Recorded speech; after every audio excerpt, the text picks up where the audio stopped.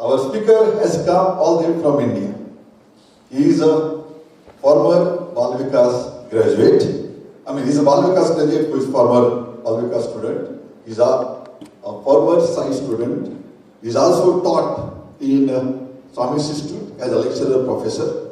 Currently, he serves as the professional tax advisor, and his teaching engagements has taken him to many institutes around the country as well as abroad, around the country of India and abroad, including the prestigious Institute of IIM, that is Indian Institute of Management.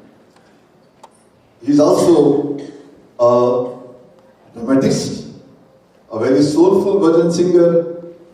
He has represented the state of Madhya Pradesh in cricket as well as in other sports.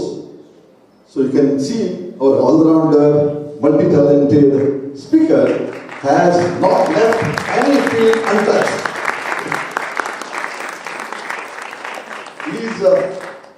His speaking engagements, both as a Sai representative, has taken him to many places in the world, as well as his teaching engagements also has taken him to almost all the places in the world. Today, that place includes one, that is our retreat. And we are very grateful to Swami that Swami has brought him here. We are very appreciative that he has included us, our retreat, in his schedule. And with that, let me welcome and introduce and present our speaker, keynote speaker, guest speaker for today, Brother Tribhuvan Sachdeva. Jai.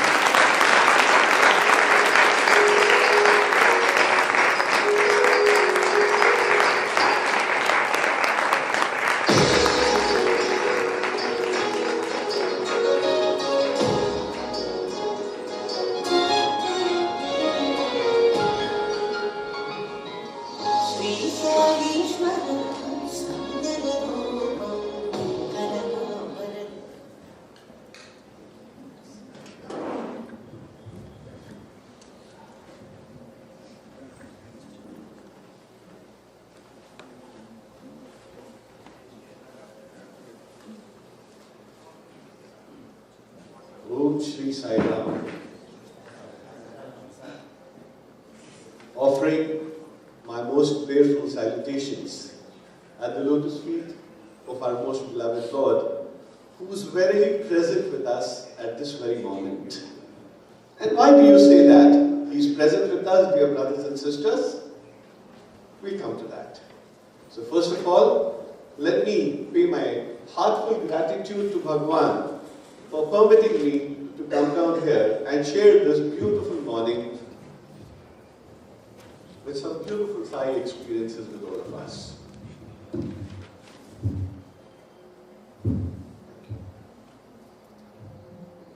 Respected Brother Pradosh, who's been instrumental in getting me here, other office bearers, dear brothers and sisters. When we say brothers and sisters, do we really mean it?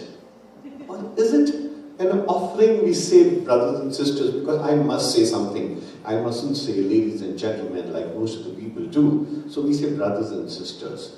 So you know, Swami, who's residing in everybody's hearts, he knows whether we really mean honest enough to say brothers and sisters and have that feeling.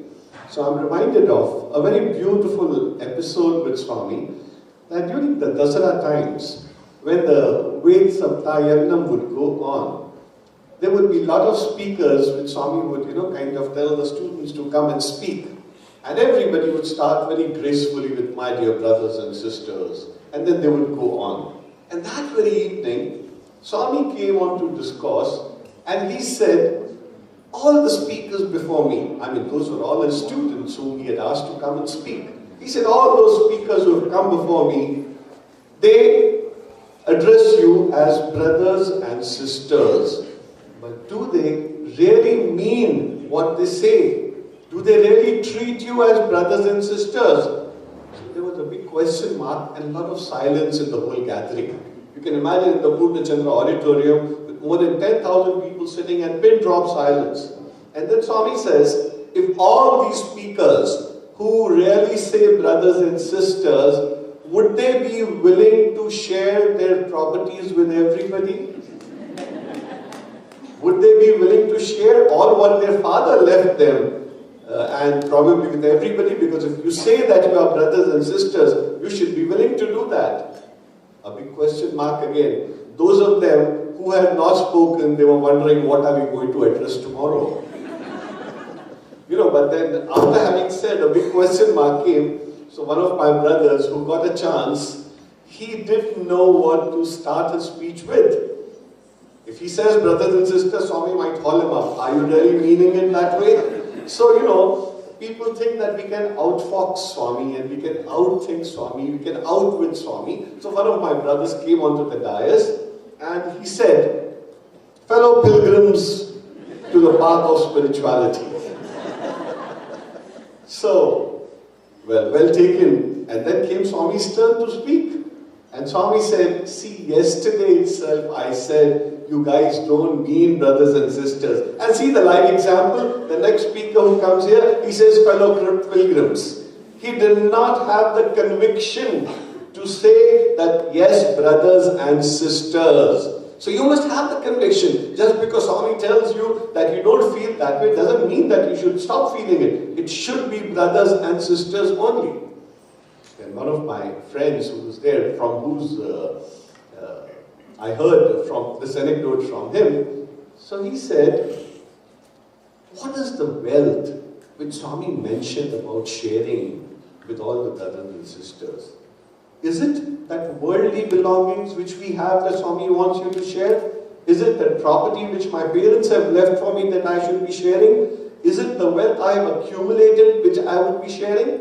He said, no, neti. This cannot be it. Because Swami itself says, if you start sharing your wealth with everybody, so then that is, you are creating a disbalance in any case in society. What you are supposed to do is, give it for a good cause, for a school, for a hospital, for Narayan Seva, for things which would upgrade the downtrodden people, which will give you that feeling of happiness, rather than showing off to people how much wealth I have accumulated. So then, which is that wealth Swami is talking about?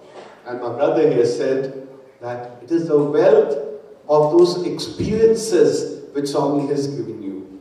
It is the wealth of the time spent with Bhagavan, which he has given to you as students, as teachers. That is the real wealth which your heart has. So share it with everybody. Go and speak to everybody from the mountaintops, from your hilltops, and say that you have had the good fortune of witnessing Bhagavan as he was. He has made you what you are today. We were nothing. He has touched me and I have grown. That is the feeling all of us have felt throughout our lives. So when I say brothers and sisters, I do really mean that here, this instance, that yes.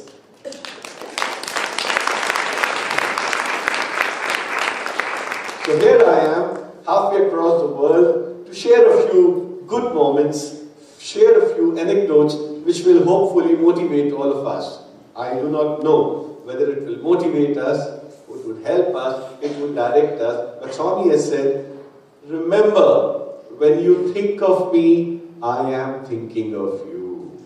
So all of us are here in this satsang and we are going to be thinking of Bhagavan. So imagine our good fortune, Swami would be thinking about us at this moment. So we are so lucky, Bhagavan, you have said us and given us this formula of happiness, think of me and I shall think of you. So here we are. So let's start on this small little journey of spending those beautiful moments which I would like to share with you, which I feel are my personal wealth which Bhagavan had given. And as I started, I said Swami is verily with us. Why did I say it? A very old-time devotee who had guided me during my Bal Vikas days, he said that Swami had once said to me, do you know the God's telephone number? We said, we do not have God's telephone number. In those days, there were no mobiles, there were only landlines, and you had to dial with your hand and cut, and then cut, and then the numbers would get dialed. I'm talking of the early 70s. And what did he write? Do you have God's telephone number? Would you like to speak to God? And I, like a Balvikas student, an enthusiastic person which I was, I said, yes, we all want to know God's number. He said, God has a very simple telephone number. 3 Omkarams. When you do 3 Omkarams, the first Omkaram you do, Swami immediately leaves from wherever he is. In the second Omkaram, he arrives at wherever you are sitting. And in the third Omkaram, when you chant, Swami takes his seat which you have given to him. So when you chant 3 Omkarams, you are connected directly with God, you are directly with Sai. So you all chanted Omkaram thrice before the bhajans began. And that's why I said Swami is there verily with us. So we are blessed. We have to open our inner chakshus, our inner eyes to experience that divinity, to experience that bliss. The theme of our conference is love gives and forgives. So, love lives by giving and forgiving. So, if you look at it, there are 3 very important words which Swami has given to us. One is love, second is giving, and third is forgiving. Love is something we always want. Giving, a little difficult aspect of our persona. And forgiving, well, I must be always forgiving. As far as I am supposed to forgive, that's my prerogative. That's what we think in our lives. But then Swami doesn't feel that way. Swami has come to give, give, give. And what does he give first? He gives you love. If I am to ask every single person who is present here, why are you still attracted with Swami? So everybody would say that other than the miracles which first brought me closer to Swami, it was his love. It was his unflinching love for me. I did mistakes, but he readily forgave. I did errors, but he was always there to welcome me with open arms. I had so many flaws in my character, but he was willing to overlook them because one little thing I had in my heart was that seed of love. And that seed of love is what Bhagavan wanted to cultivate in all our hearts. And Swami stands for love alone. And what kind of love we have all experienced in our hearts, that in spite of the presence of Swami's physical form, we still feel his presence. What greater good fortune for all of us that we are living in an era that we are all contemporaries of Bhagavan Sri Satya Sai Baba. Do you know that possibly what is going to happen after we leave our mortal coils? What will our children look up at as? You know, long back ago, I had an opportunity to go to Shirdi. So there was a pujari, you know, in those earlier days, before, it was just the time when the movie had come, Shirdi Ke Sai Baba, and people were just getting to know about Shirdi Baba. In fact, you know, when one of those persons who had directed and made this movie, he had approached Swami and he said, Swami, I want to make a movie on your life. Swami said, what you are going to make a movie on my life? First make a movie on my earlier avatar. Let the whole world know about me. Then they will automatically come to me. So that is how the movie of Shirdi Ke Sai Baba came into being. The devotees of Bombay got together and they made this movie, which was probably the biggest hit of its time, and lots of people got to know about Shirdi Baba then. So once of these opportunities, when we went to Shirdi in the early 70s there, and those were the times you could park your car outside and walk in. There were hardly any people. And I noticed there was a pujari who was offering arati to Bhagavan in the evening. And there was one more person who was also helping him and assisting him. Even when the arati was over, he took that flame and started walking out through a door. And I was a little inquisitive to see where this person was going. And he got out, crossed the lane, and across the lane was his house. And with that same arati which he had offered, he was offering arati to an old man with a pagadi whose photograph was kept on the wall. And as he was wondering, I was thinking that probably it must be one of those contemporaries of Shirdi Sai Baba, or must be one of those real great devotees, or some great soul. So after the arati was over, I just went to the Panditji and asked him, I said, sir, who was this great person whom you were offering this arati after, or offering the same arati to Shirdi Baba first? He said, oh, this person, he's my father. Oh, I said, he's your father? He must be a very great soul. He said, yes. He He was a great soul. He lived with Shirdi Baba. You know something? He had seen Shirdi Baba. He walked with Shirdi Baba. Baba talked to him. So after offering the Aarti, I offer him that he is such a great soul to have lived and seen the avatar of the age. So a thought struck me. Imagine how lucky all of us are. We have also seen Baba. We have also witnessed him. Imagine that after we pass away, probably, if we have done some good deeds and we've been a role model, even our children are going to place our pictures and they might say, oh, we are so lucky that our parents had witnessed Baba. They had seen Swami. They had spoken to him. They had been blessed by him. Imagine, this is the kind of level all of us are, and we don't know our good fortune that we have been contemporaries of Bhagwan, who has chosen to bless all of us. So when it comes about love and giving, I have a very beautiful anecdote to share with all of you. But then, you know, Swami, who's virtually representing love, virtually and physically, throughout his life, Swami would say that love has a boomerang effect.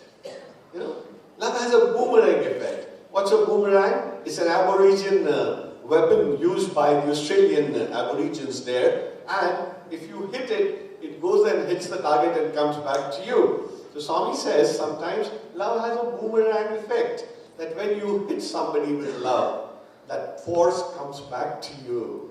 Normally what happens, when you give money, it gets reduced. When you share your wealth, it gets reduced. But Swami says when you share your love, it multiplies and it comes back to you, and so many more distinct factors. And Swami said, why do I love all of you? Because I have divided myself into so many people here so that I could love myself.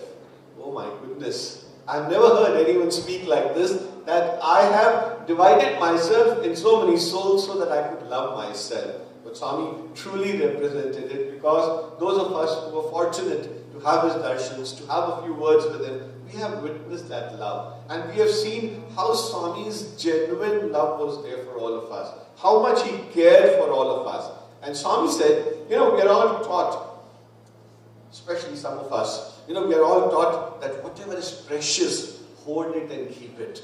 If we make some gold jewelry, we wear it during our wedding times, but then we hold it and we keep it in a locker. Oh, to be used only on special occasions. When we have something expensive, we want to show it to everybody, but then we hold it. But Swami says, love is not a feeling which needs to be hoarded.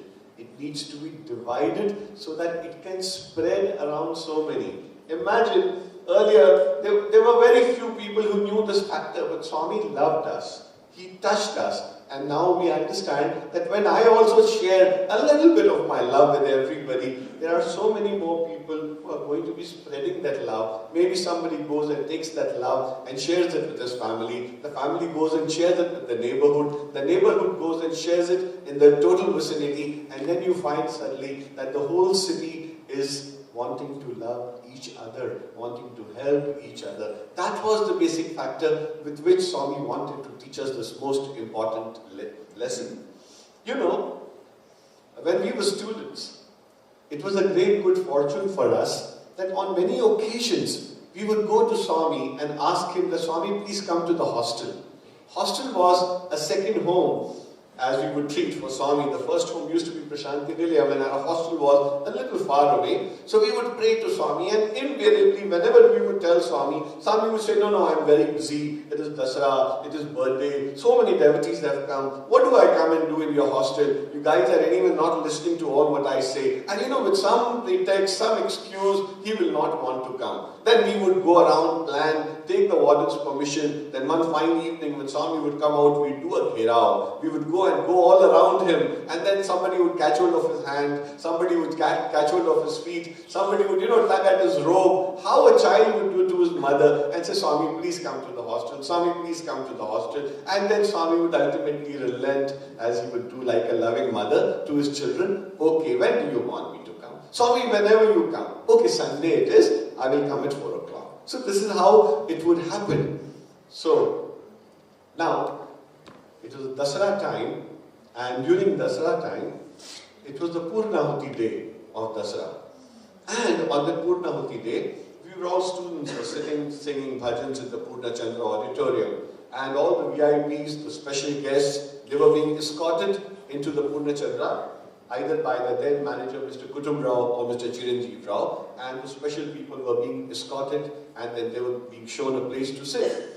So then we noticed there was one gentleman, a very frail looking gentleman with a new silk dhoti and a new silk angavastram, who was escorted and made to sit ahead of the students. So we thought, oh wow, must be some great devotee. We thought probably one of those priests who Swami would wanting to be officiating in this yagnam. It must be him. Anyway, we didn't take much notice of it. And soon after the Dasara got over, the ceremonies got over, the students performed on the last day of Dasara in the evening, and Swami was very happy. There used to be a chula ceremony. The students would sing, and Swami was made to sit on a chula, and we all had the good fortune of, pushing the chula a little bit. The elders in the ashram would come and do it, the central trust members would do it, and some of us also would, kind of quietly get in and get a chance to push the chula. And those were some beautiful moments when Swami would sit in that blissful mood with all his children singing, and he would be enjoying that whole fair, and there would be some professional singers sitting in the crowd, but he wanted always his children to be singing.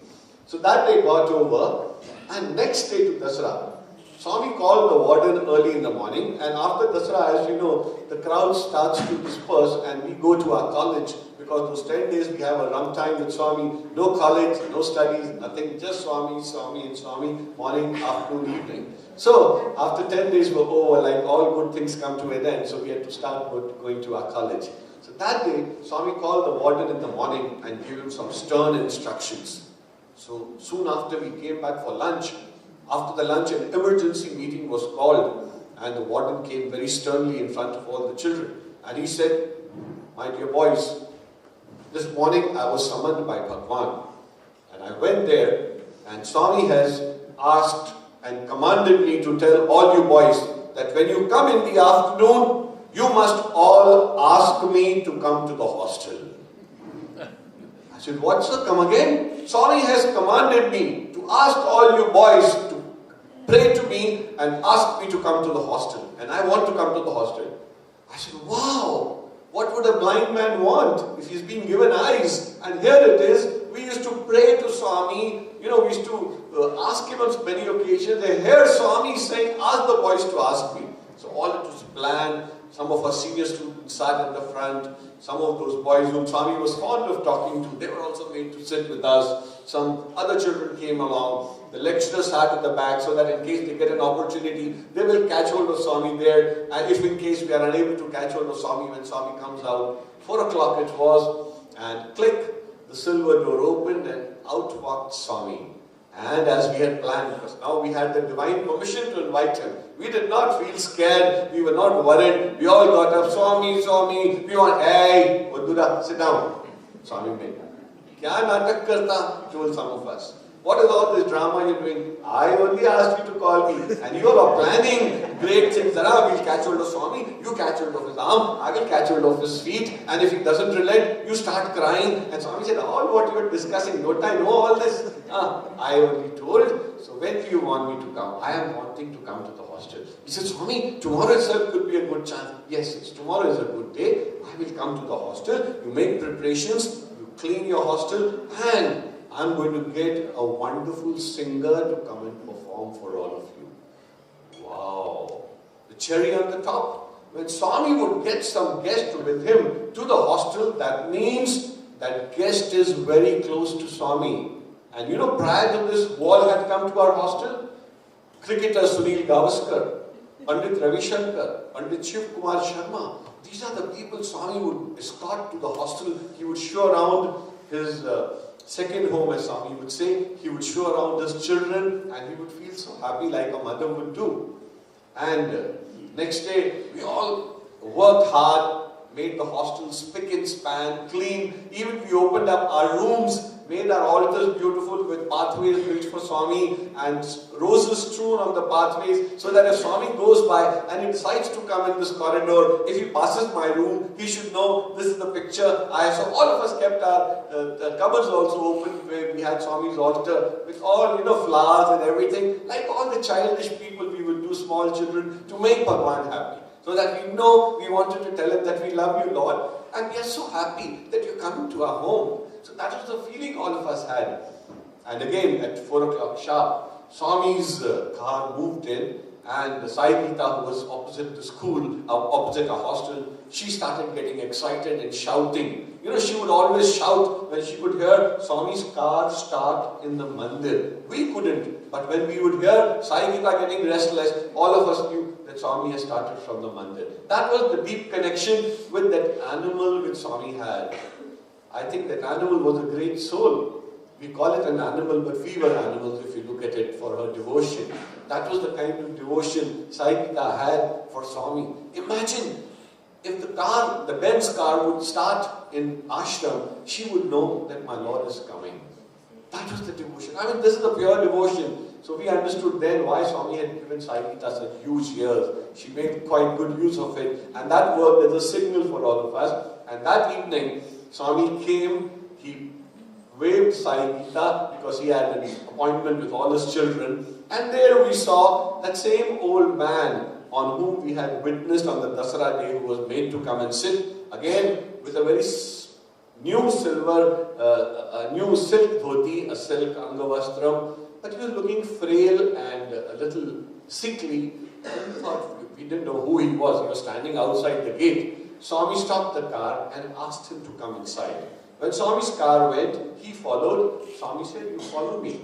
And Swami brought him with us inside the hostel, where all the boys were sitting. He gave him a special place to sit, and we didn't know who he was. After the bhajans were over, one or two boys got up to speak how lucky they were that Swami chose this great day to come and speak to them. Then Swami said, "Didn't I tell you I'm going to get a very good singer? So here it is. This guy, I would like him to do Hari Katha for you. A Burra Katha, as they call it in Andhra Pradesh." So those of us who are not very familiar with the concept of Hari Katha, this is the folk singing in which a person has a tanpura in his hand, we call it tambura, like Mirabai held, and kartals in the hand, you know, those which you make chum chum chum noise. And you sing the glory of Lord Vishnu.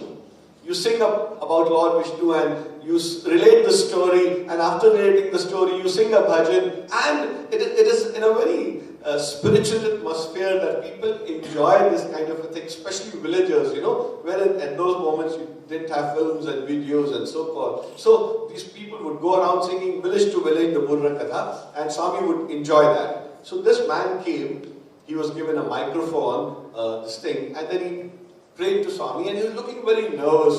We were wondering why such a great artist, Swami is calling him here. That means he must be one of the world-class artists who's going to sing. So we were all geared up.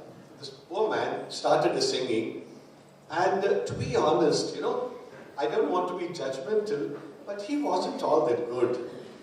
In fact, you know, a folk singer who kind of, you know, was a little crude in his finishing voice, and his voice faltered, and he would go out of Shruti, and we would look at Swami, you know, in case we are singing bhajans, a little out of Shruti or a little out of Talam, and Swami would glare at us and look. And you know, here he was going out of Shruti, out of Talam, coughing in between, and Swami was enjoying, like, you know, it was a divine singer, an angel singing. I've never seen Swami sitting on the chair and enjoying every bit of his singing. And honestly, we were very disappointed. We thought there's going to be some great artist, and he's going to sing some good Carnatic Tyagaraj Kirtanams, or he's going to sing pure Hindustani, and we are in for a treat because Swami has asked us to be invited to the hostel and all that. Anyway, he sang for a good half an hour, after which Swami blessed him profusely and made him sit down. And the guy was so old and frail, he was coughing. Swami asked for a glass of water for him. A glass of water was brought. Swami made him comfortable. Then Swami came onto the dais and started speaking. Then no word was exchanged, nothing was spoken about this man. After the discourse was over, Swami got down and signaled for the arati. Soon as the boys were getting up, Swami made them sit down again. And he called for the microphone. And Swami said, "I know one thing. You boys are wondering that normally you have to make so much of an effort to invite me to the hostel. And here, why did I tell that you invite me? And I readily agreed. And I said, I'm going to get a very good singer today. And look, we had so-and-so gentleman singing to you. And what a great singer he was. Wasn't he? Now he looked at some of the bhajan singers and half-heartedly we shook our heads. Because we knew he was nothing. All the boys probably, every single one of them, even the very great singer would have been better than him. But then what we realized, Swami was in love with this man. He enjoyed his singing so much, he was wanting probably, as I say the word probably, he wanted to drive home that he doesn't want outside show. What he's craving for is the bhava.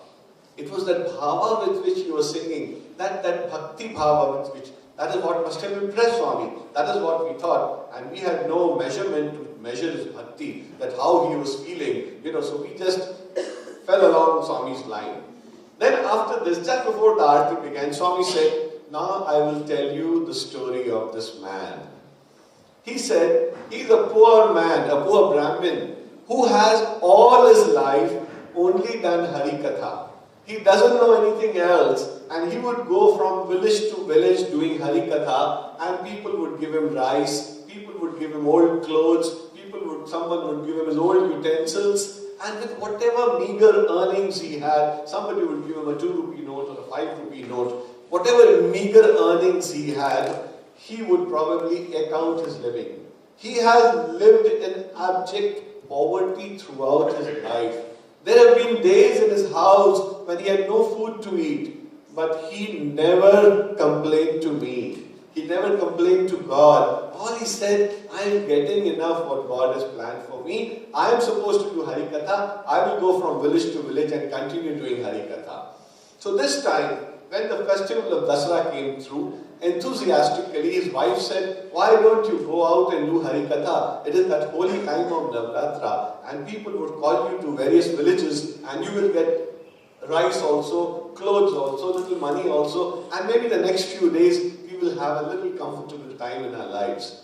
So this man traveled from one village to another without much success. Swami said these days people want to have film shows in Navratris. They want to have music shows in Navratris. They want to have dance sessions in Navratri. But nobody wanted to have a poor Harikatha person singing the praises of Lord Vishnu and chanting his bhajans and also relating some very good episodes.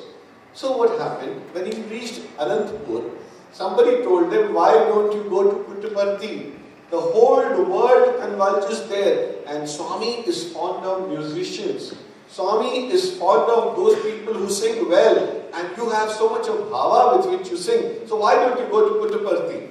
So with great hope and expectation, somebody gave him a few rupees to buy a ticket from Anantapur bus. He travelled to Puttaparthi and reached on the penultimate day of Dasara, early morning. Now imagine, when there is a penultimate day, the whole ashram is gearing up for the Purna Ahuti. Everybody is there, and you can imagine easily close to 20 to 25,000 people are moving around in the ashram at any given time.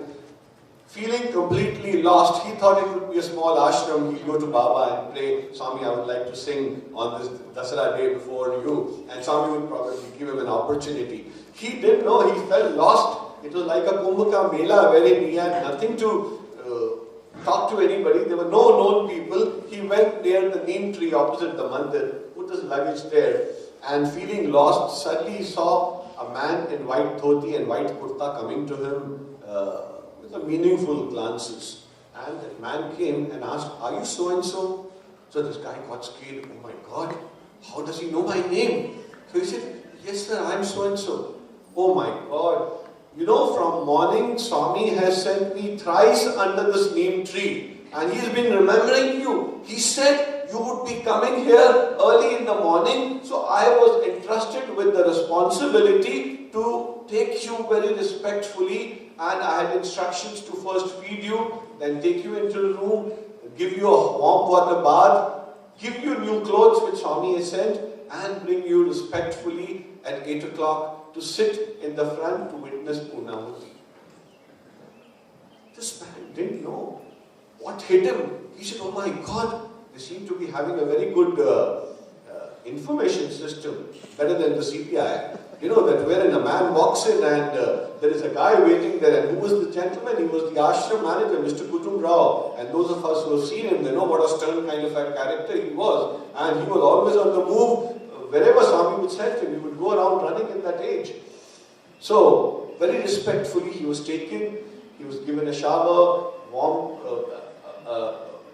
food to eat, new clothes to wear, and as we saw on that day, Swami made him sit for Purnamati in the front. Evening he attended, but then in his heart of hearts, Swami said he wanted to sing in front of me. Now, how could I give him an opportunity on Dasara day when I had already given an opportunity to all my children to sing? And I knew that it would not be an apt place for him to sing. So, I took it upon myself to fulfill his wish and ask you all to invite me. So that when you invite me, I will call him to the hostel and I will make him sing. And today, you all heard him sing. Wasn't he good? I wish all of us felt he was great. He was not just good, he was great. I mean, we understood what was the history behind him, and we all shook our heads. Swami said, Aim Ras. You know, with that typical pathos and the sympathy which Swami had, the love which Swami had, Swami said, what is this? When a person works for a government throughout his life, even the government pays him pension after he retires. This poor man, throughout his life, he has done nothing but taken God's name. He has taken my name. Look at that, Swami's oneness. He was doing Vishnu's Katha, Hari Katha. Swami said throughout his life, he has done nothing but taken God's name. And now, in the evening of his career, when he is about to retire, his voice is faltering. His health is not supporting. How could I leave him? Even he deserves a pension. That's why I called him here to Puttaparthi. I drew him to me in Puttaparthi. Now I am announcing publicly, this man is going to stay for the rest of his life in Puttaparthi. I am going to feed him. I am going to give him clothes. I am going to take responsibility of his children. I am going to ensure that his children study well and get out. This is the least I can do by way of paying pension to a devotee who throughout his life has only taken God's name.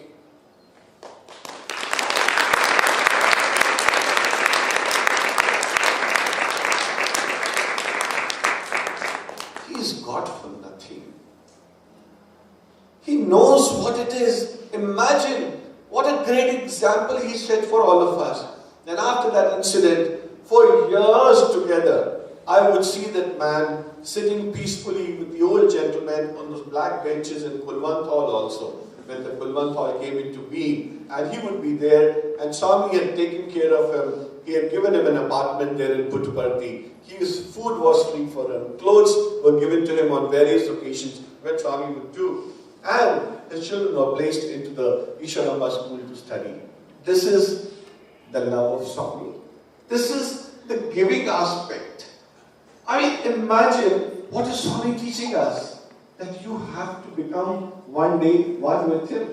You have to raise your level. So your giving should be in this mode, wherein we also raise our level of giving, wherein when we see a true devotee of God who has done nothing but take his God's name, maybe we could also emulate that example. So, this was one of the very touching examples which I saw with my own eyes, witnessed it, and saw as a student how Swami had that love for people, and he was always giving. You know, came 1991, and the super speciality, the first super speciality hospital was built in Puttaparthi, and by which time my father was made the state president of Madhya Pradesh and Chhattisgarh, and they were given instructions that all poor patients who come to you, without thinking even once, direct them to Puttaparthi. I want to ensure, Swami said, I want to ensure that all these people are given free treatment, they are treated well, and they all gain that, good health, and they are able to take care of their family. So, we were following this rule, all of us, whenever a poor patient would come to us looking for our office, and we would all gladly direct him to our dad's chamber, and dad would be so happy that Swami has sent someone, and we would go send him, give him all the directions, all the help, and there would be times, when a Sevadal would accompany that poor man to Puttaparthi to ensure. Those were the days you were first supposed to send all the reports by mail. When I say mail, the postage mail, not the email variety. So, we would send through the post all his reports. The doctors would have a look, and then they would send you a postcard which would tell that on such and such date, please send your patient to Puttaparthi for having a look. After the patient was taken care of, then the patient was sent back, and then another postcard would follow which would say that on such and such day, the operation is going to be carried out, so please send your patient again. So those who referred, like my father would write a detailed letter and then post it, and then there would be another postcard which would come. So one evening, a poor peasant, a poor farmer came to my dad's office, and I happened to be there, and I saw that his kurta was all dirty and torn from certain places. His dhoti was all crumpled up. He had the Gandhi topi on his head, and we could make it out this guy was really son of the soil, a very poor person. So very hesitatingly, he came into an air-conditioned office, and he was even not wanting to sit, but father very lovingly made him sit, offered him a glass of water, asked him if he was hungry and if he would like to eat. I was looking at that aspect of how my father would deal with these patients who would come to him. And after making them comfortable, he asked, yes, brother, tell me, how can I help you? Then he said, I went to so-and-so doctor in Indore, and he said, you need a bypass surgery, and that will cost you close to 4 lakhs rupees. So do you have that kind of money? If you don't have that money, you will probably, I'll give you not more than 2 months to live. So then I told the doctor, I don't have that kind of money, so what do I do now? So he said, there is one Mr. Sachdeva, go down to his office. I heard he's been referring patients to a place called Puttaparthi, where Sai Baba has been carrying out these surgeries on them free of charge. Maybe you go to him if he can help you. The doctor was a commercial doctor, but a good man though. He sent him, he did not even know us, we didn't know him, but he came to us and he said, sir, I have no money with me, no money to even travel. How do I go to Puttaparthi? So my dad made him sit down and said, don't worry, we'll do it for you. A letter was written, it was sent, and the postcard came in after a few days. We called him up, telephonically, and told him, take this money, sit in that train which leaves very close to your village, Karnataka Express, which will take you to Puttaparthi, get down at Dharmavaram, and then go down and get yourselves checked up. So all the instructions was given, a little help was made to him. This poor man, who had no clue to Satya Sai Baba, he had no clue to a hospital, because he has small children and 2 elderly parents to take care of, and being a poor man, which he was, the last hope was that somebody will take care of my health. So he landed in Puttaparthi, and sure enough, morning he lined up, and the doctors called him, and the doctors had a look at him, and they said, oh my God, you have a very serious heart problem, and if you are not operated upon immediately, I'm sorry, you don't have too much time. I think the maximum I can do it is 2 weeks' time, and in these 2 weeks, if you want to go back to your village and come back, I'm giving you the day today itself, note down, and get yourselves operated. So that man started laughing at the doctor. He said, sir, with great difficulty I have been able to come here. If I go back, I don't think so I'll have money left to come back again for this surgery. So can I stay here somewhere? So the doctor, being a kind man, a Swami's devotee, hardcore one at that, he said, why don't you go to the ashram? So he said, what will I do in the ashram? He said, oh, this hospital has been made by Sri Satya Sai Baba. You can have the good fortune of having his darshans. And what do I do then? He said, you have his darshans morning and afternoon, and then after 2 weeks you come to me, and maybe after 10 days, if you are going to live here, after 10 days I can call you. So this poor old man, who had no clue to Baba, he found himself sitting in Prashanti Mandir on the sands there. And Swami would come in front of him, go back, and he suddenly found, the first day he looked at a person virtually floating on the ground with a robe, and with that blissful smile, love oozing out of every pore of his body, and something touched him. The second time Swami came, he found himself folding his hands. The The third time, he was craving to be close to Swami.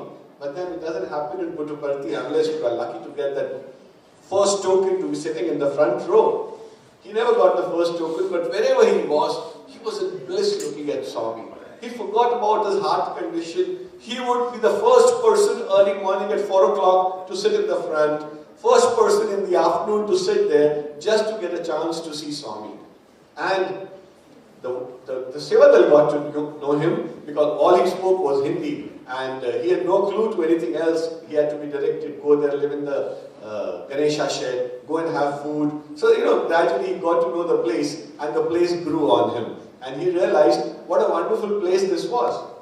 Came the 10th day and the Sevadal said, would you want to sit in the front? So when Swami comes, you can talk to Swami. So he said, what will happen then? Ask for Swami's blessing, Babu. You have a surgery this afternoon. He said, oh wow. So would Swami talk to me? He said, why don't you sit in the front?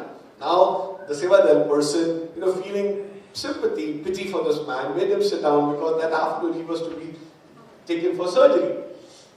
Now with a lot of pride and with a lot of happiness, he sat in the front row and Swami came gliding towards him and he got upon his knees and Swami said, "Ha, bolo." Swami knows which language you speak, So Swami said, "Ha, bolo." So he got up and said, "Swami, today it is my surgery in the super speciality hospital, so please bless me." Swami became very stern looking at him. A poor man. He had always seen Swami blissful with so much of love. Swami became very stern.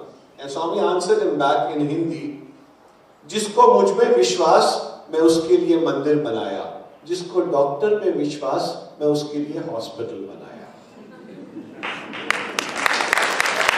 Wow! What an answer! Swami said, "Those who have faith in me, I have made this temple, and those who have faith in the doctors, for them I have made this hospital." And Swami gave him that bewitching smile of his and moved ahead. This guy fell on his place.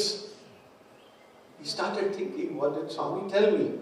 जिसको मुझ में विश्वास मैं उसके लिए मंदिर बनाया, जिसको डॉक्टर में विश्वास मैं हॉस्पिटल बनाया. So what should I do?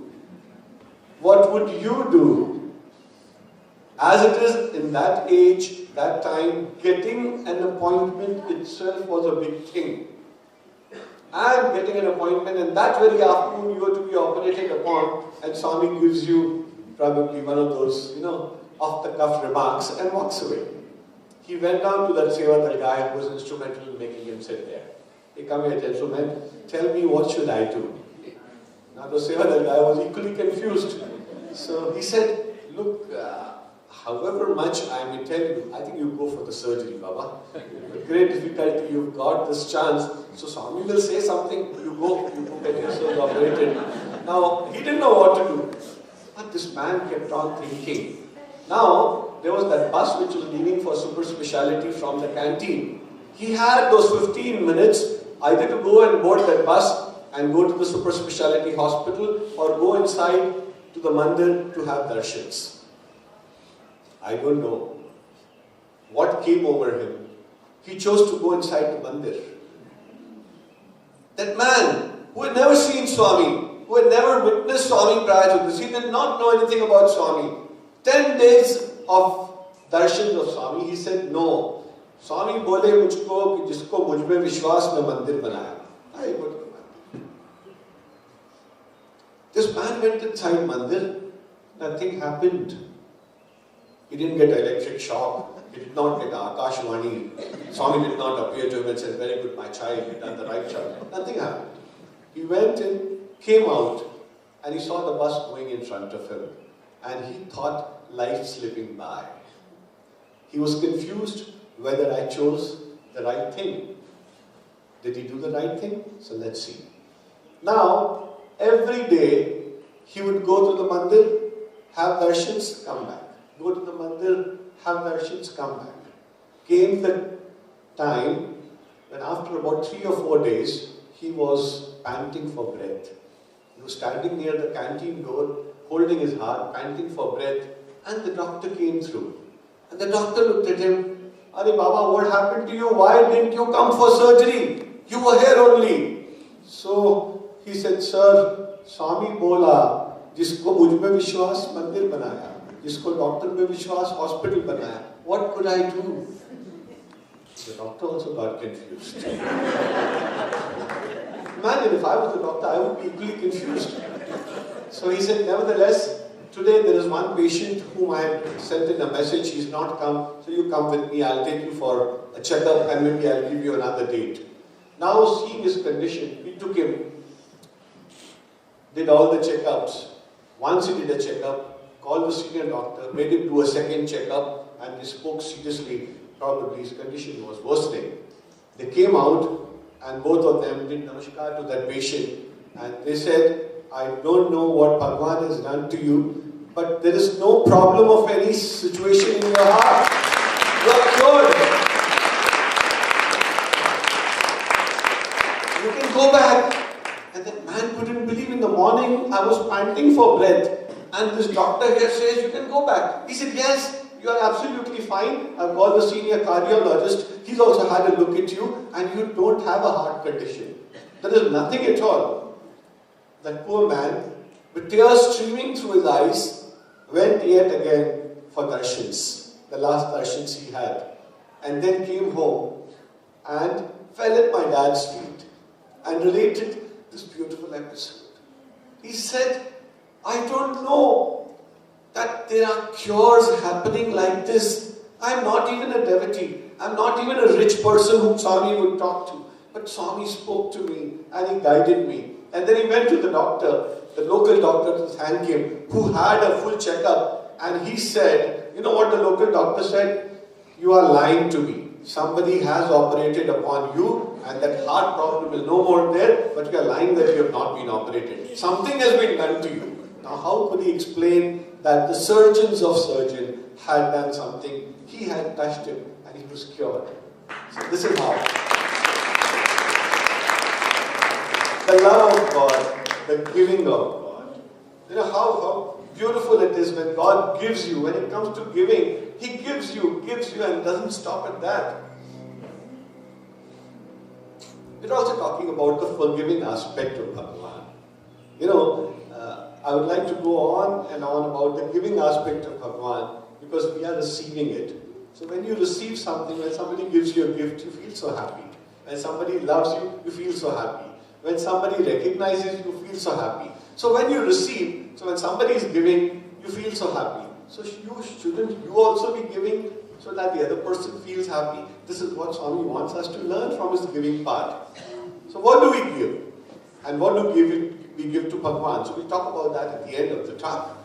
But talking of the forgiving aspect of Swami, how he used to forgive everybody. I mean, if I look at myself today, I'm a much better human being than what I was when I started my journey. But then I still have a long way to go. I'm really not perfect as Swami would want an ideal role model to be. Yes, I might be that, but I still have a long way to go because I know myself. Ultimately, when I face Swami, I have to be honest to Swami. But yet, when he receives me lovingly. He calls me Bangaru. What does Bangaru mean? In Telugu, he uses that word lovingly. He'll pat your cheek and says Bangaru. He would call that. Bangaru means gold. So does it mean I'm gold? One interpretation could be I am gold now. But Swami has said in one of his discourses, when I tell you Bangaru, I mean I want you to become like gold. It doesn't mean that you're already gold. When I say Bangaru lovingly, it means I want you to become as pure, as valuable, as good as gold. That is what it is. So those of us who are lucky enough, when Swami pulled our cheeks and told us Bangaru, so then he showed us the way that you have to go through that process of burning, that process of being hit, that process of being purified, leaving your impurities to become gold. So, that is how it is with all of us when we look at Swami.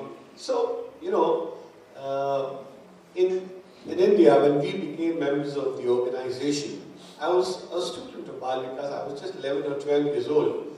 So Swami gave us an activity which Swami said Narayan Seva, which we normally call as poor feeding. And Swami never said it poor feeding. He said it is your feeding which becomes poor when you call poor feeding. So say Narayan Seva. And what is the Narayan Seva? Wherein you collect food, offer it to those poor souls who have not had a square meal for the day, and treat them as Bhagwan as you offer them. So Swami said you must prepare the same kind of food when you do this activity as the same food which you eat at home. So when this activity began, in the initial stages, we were told as members of organization that in your vicinity, wherever you live, identify 40 or 50 houses. Go and meet those people and tell them that every Sunday between 11 and 1 o'clock, we'll come to your house. You kindly prepare 4 rotis with some aloo ki sabzi or some dry vegetable with it, fold it and give it to us, and that will be forming a meal for one poor person. So what we would do, we would assemble, like say if I were to go to 50 places, I will have 50 into 4, 200 rotis. We would put them together, the dry vegetable would be placed together, and then there will be another people who will come from different areas, so all the rotis will be put together, all the vegetables will be put together, and then in a slum area, we would go down there, line up all these Narayanas and tell them Sai Ram, and with all our utmost love and affection, we would give them that roti and with the sabzi. But we noticed, whenever we would go for asking these food packets, not everybody received you, though we had gone and met them, so not everybody would receive you with a very welcoming note. Now, I used to see my dad would get down from his car with a bag in his hand, would go and ring the bell, so somebody will shout from inside, "Kaun hai?"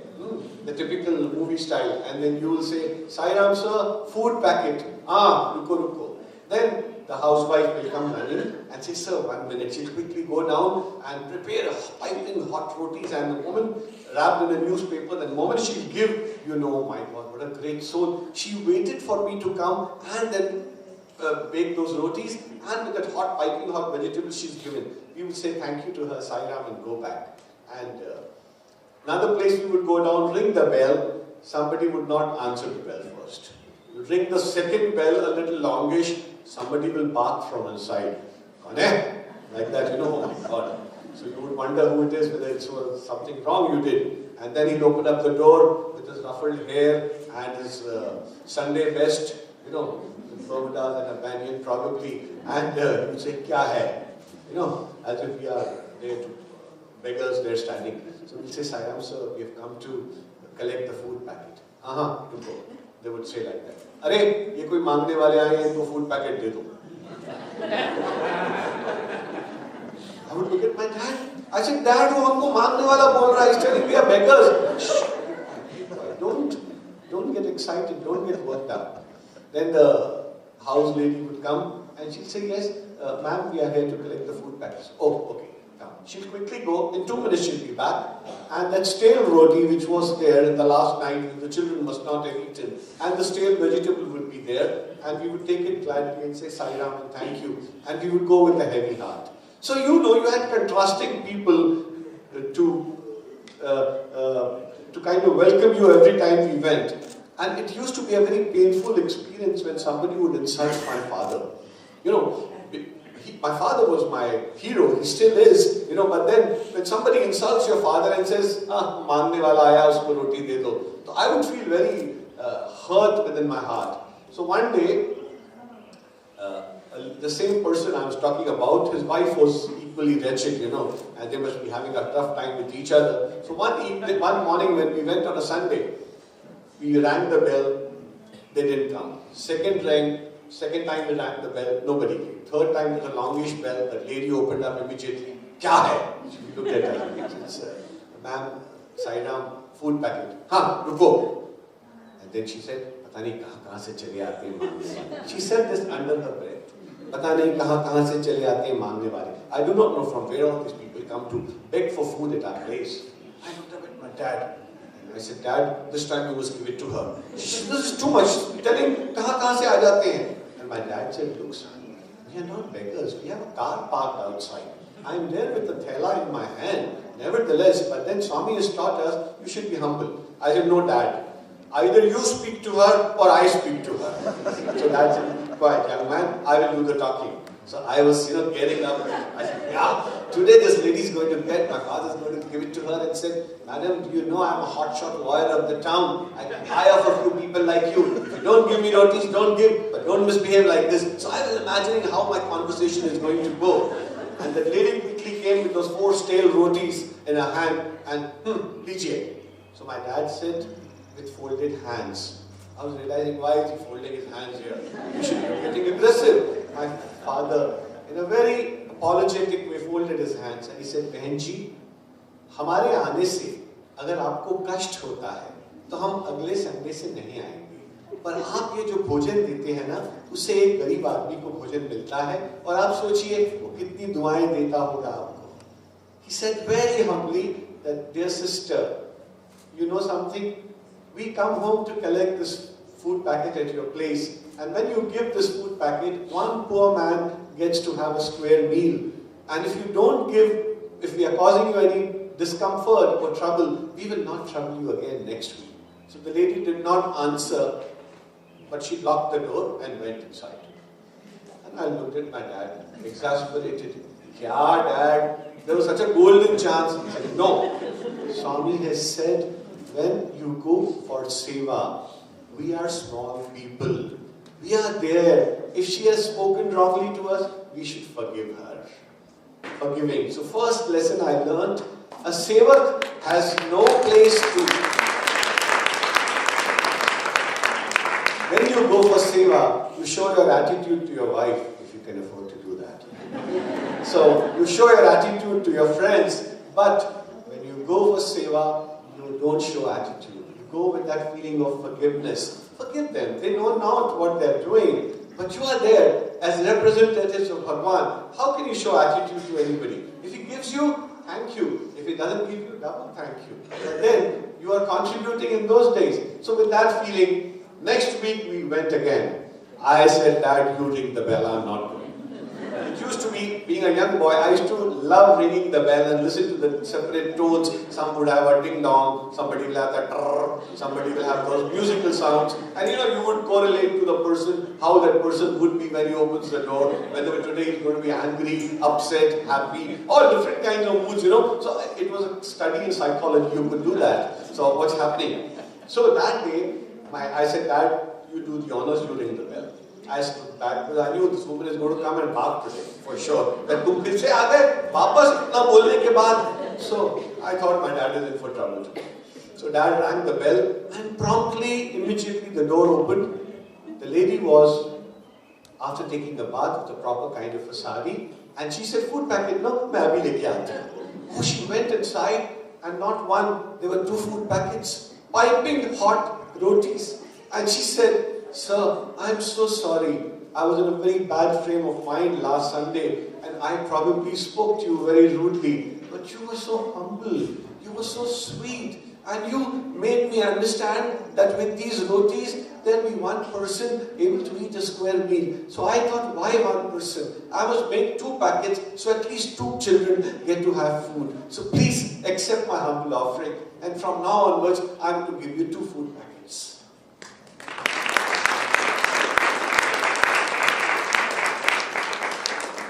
Love gives and forgives, a lesson well learned by me as a small child. I looked up at my dad and he said, Kya hua? I said, Dad, you win. First lesson learned. In seva, you have to be forgiving. And look at that transformation which came over that lady. She doesn't know Swami. She doesn't know your organization. She doesn't know what you stand for. But the fact of giving, you are giving an opportunity and you are becoming a forgiving nature. So what happens? The divinity automatically sparks. And when the sparks fly, what happens? A miracle takes place. So first time I realized that miracles do take place even when Swami chooses to be anonymous. When he's not there. And when people say that, how much time do I have?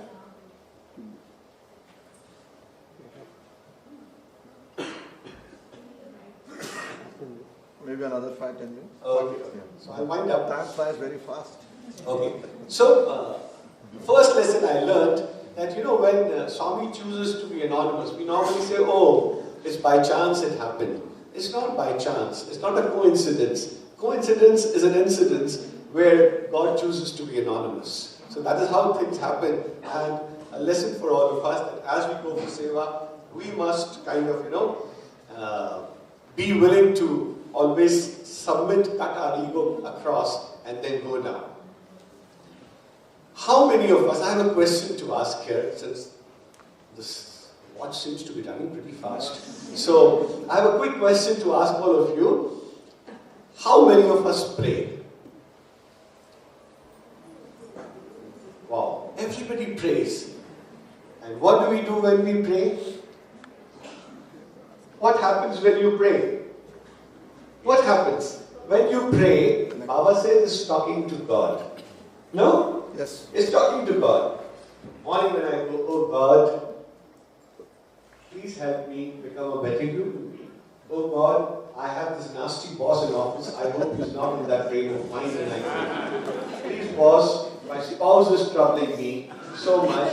Please give me the patience to bear with my spouse. Please God, my children are going haywire. Please show them the right path. Please boss, God, I'm having problems financially. Please sort it out for me. God, I want to go up in life. I have this jalopy here, this old worn out car. Why can't I get a good car? So we are constantly talking to God, asking for things. Are we? Are we not? Yeah, we are. How do you hear God? Now you've prayed to God, you've talked to God, you've spoken to God. Now how do you know God wants to talk back to you? So Swami says, you do the jabbing, blabbering. Arey Baba, listen to me, I also want to talk to you back. So what should you do if you want to hear God? Sit in peace and quietude in the morning for 10 minutes. Do meditation. Meditation is the time Swami says God talks back to you. That is the time you can hear the voice of God. And Swami says it's only in the silence that the voice of God can be heard. So, you must all sit for 10 minutes in meditation and ensure that you are able to hear the voice of God. When we were in organization and we were working there, we were given a very good program by one of our brothers from Maharashtra. He called it 10, 20, 30. He said, if you really want to reach Godhood, just do 10, 20, 30. We said, what is this 10, 20, 30? He says 10 minutes of meditation, 20 minutes of Nam Smarna, and 30 minutes of reading Sai literature every day. Can we not take out 1 hour out of 24 hours as part of our personal sadhana? 10 minutes of meditation, 20 minutes of Nam Smarna, and half an hour of reading Swami's literature, or for that matter, any good literature, which is enlightening, which takes you upwards, and do it. Because, he said, there is no good friend like a good literature. So we do that, and we started doing it. So Swami is also kind of certifying that 10 minutes of meditation is a must for all of us if you want to hear the voice of God. In my first year, September 1979 it was. I joined in the month of July, and like all of us, I too used to pray to God.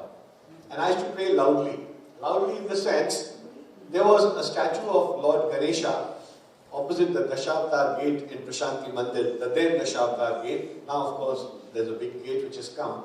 So, when I would go after the bhajans, evening bhajans would get over, I would go down to the Lord Ganesha statue there and I would pray fervently. And what would I pray? I would pray for Vidya and Sadbuddhi. I would go constantly and pray to Lord Ganesha, God give me Vidya, give me Sadbuddhi. And why? If someone may ask, so I had learned somewhere, Vidya is knowledge. And knowledge is power. If you get Vidya, Vidya is that ornament, knowledge is that ornament which nobody can take away from you. So you must constantly ask for something which nobody can take away. And it qualifies you, it gives you knowledge, and you become a good person intellectually. So I would go down and I said, Lord Ganesha is the right person to ask for these things. So I would go for Vidya and Sadbuddhi. Why Sadbuddhi? Sadbuddhi means the ability to discriminate. And I said, why am I asking for Sadbuddhi? Because if I have Sadbuddhi, then I will go on the right path, I will listen to Swami, I will be able to do good deeds. So I must have Sadbuddhi, good intellect, good intelligence, the power of discrimination, and do that. Now for the next 2-3 months, I kept on harping. The moment I would see Lord Ganesha, when nobody is around, I would talk loudly and say, God, I want Vidya and Sadbuddhi. If boys are there, other devotees are there, it will be a quiet prayer. God, I want Vidya, I want Sadbuddhi. Just bless me with that. Now I think Swami must have got sick of me. This fellow, every day comes, same prayer, nothing changes, Vidya, Sadbuddhi, Vidya, Sadbuddhi. So one day, Swami decided to call a few of us for a closed interview. And there, Swami sat down, and that his discourse was the power of prayer. What happens to you when you pray to God? And the power of prayer. Swami spoke so eloquently. I wish we had the time, and then Swami kept on going about how Guru Nanak told that power of prayer, how other gurus taught about the power of prayer, why praying is the most important aspect of any human being, how it connects you with you and God. It is that unseen thread which connects you to God, and we were all listening very diligently to Swami. And then Swami said, you see all these devotees who are sitting outside? My devotees? They are like, beggars for me. Every day. And then he looked at the boys. All of you also. Every day you are asking me for worldly things. Somebody asks for money. Somebody asks for power. Somebody asks for position. Somebody asks for bungalow. Somebody asks for a motor car. Somebody asks for getting married. Those who are already married, they want a child. Those who have a child, they want that they should become good. Then when they become good, they grow up, then you want your daughter to get married. So this goes on, and everyone who comes to me, they are constantly asking for material things and worldly things from me. And then he looked at me, and I didn't know what to do. And he did like this, so I just folded my hands. But there are some devotees here who don't ask me for worldly things. No? I just shook my head. I said, yes, Swami. They asked for Vidya and Sadbuddhi. Now another shock. You are talking to Lord Ganesha. I didn't know there was a hotline between Lord Ganesha and Swami, that all that information is being transmitted there. And I was surprised and looking at Swami, and I shook my head, and it hit me like an arrow in my heart, that how did Swami know that I am asking for Vidya and Sadbuddhi? And Swami looked at me, "Kyun mangta hai ye phaltu ki cheezein?" Oh, phaltu ki cheezein? These wasteful things? But one thing I was happy that I was not asking for any material things. Then, I was happy that, okay, Swami, please acknowledge that I'm not asking for any material thing. Because when you have Swami around and you were young, you want Vidya and Sadbuddhi. Material things could follow later. Maybe I had not fallen into that trap of asking material things to Swami. When the Swami said, do you know what every devotee must ask in their prayers? Now we realize, my God, what great good fortune. Here we have the avatar of this age who is teaching us what to ask even in our prayers. So we drew a little closer to Swami and we caught hold of his feet. Somebody caught hold of his leg, and we all said, Swami, please tell us what we must ask in our prayers. Swami said, it is very simple. Don't ask me for wealth, don't ask me for power, don't ask me for name, don't ask me for fame, don't ask me for anything worldly in your prayers. Do you know what you should ask? Ask for me and me alone. And when you ask me, I have in my hand name, fame, power, money, everything. And when you ask for me, I give you everything. So don't ask me for material things. If you ask me for money, maybe you'll have problems with the income tax also. You have problems, you want name, you may get name, but then you may not get money. You want fame, you may get fame, but then you may not get godly. So there are so many things, whatever you may ask, you may get that, but then ultimately, what I have come to give, you may not get that. So if you want to ask in your prayers, don't ask anything. Ask for me and me alone. And then Swami said, I'm like the Divine Mother. You don't have to quantify the Swami, I need to change my car, please help me get a good car. You don't need to say, Swami, I'm living in a small house, I need a bigger house. Swami, I need name, fame, power, money. You don't need to say all that. He said, when your physical mother knows what are your necessities, don't you think your divine mother would know what your necessities are? And Swami said, gave an example then. Swami said, when a baby is young, about a few months old, the husband comes back from office, the wife opens up the door, greets him with a smile, and he hears the baby cry. So the husband says, oh, go rush upstairs. I think the baby needs a change in the nappy. She must have done susu. So go and change her nappy. So the mother smiles and tells her husband, no, the baby's hungry. Right enough, he goes back behind his wife and peeks from the corner of the door when he opens. Sure enough, she's feeding the baby and the child is not wet and snappy. Next day again, he comes down and he hears the baby cry again. He says, I think the baby's hungry, go and feed her. He said, no, I've fed the baby already. I think the baby needs a nappy change. She must be feeling uncomfortable because it must have wet its nappy. Now, he goes back again and sees, how does this mom know? How does this lady know why the baby, whether the baby wants a change in nappy or the baby wants food, milk? So Swami said, when a worldly mother, without even going up, looking at hearing the cry of the baby, knows for sure that what the baby requires. So don't you think this Sai Ma, who's the divine mother of all, know what are your requirements? Just ask for me and me alone. And I promise I'm going to give everything to you. I am that mother who's come to give. But don't ask for these trinkets. I've come to give you diamonds. And then Swami related this beautiful episode out of Mahabharata. He said the war of Mahabharata was to begin. And that afternoon, the Kauravas and Pandavas wondering on whose side would Lord Krishna fight from.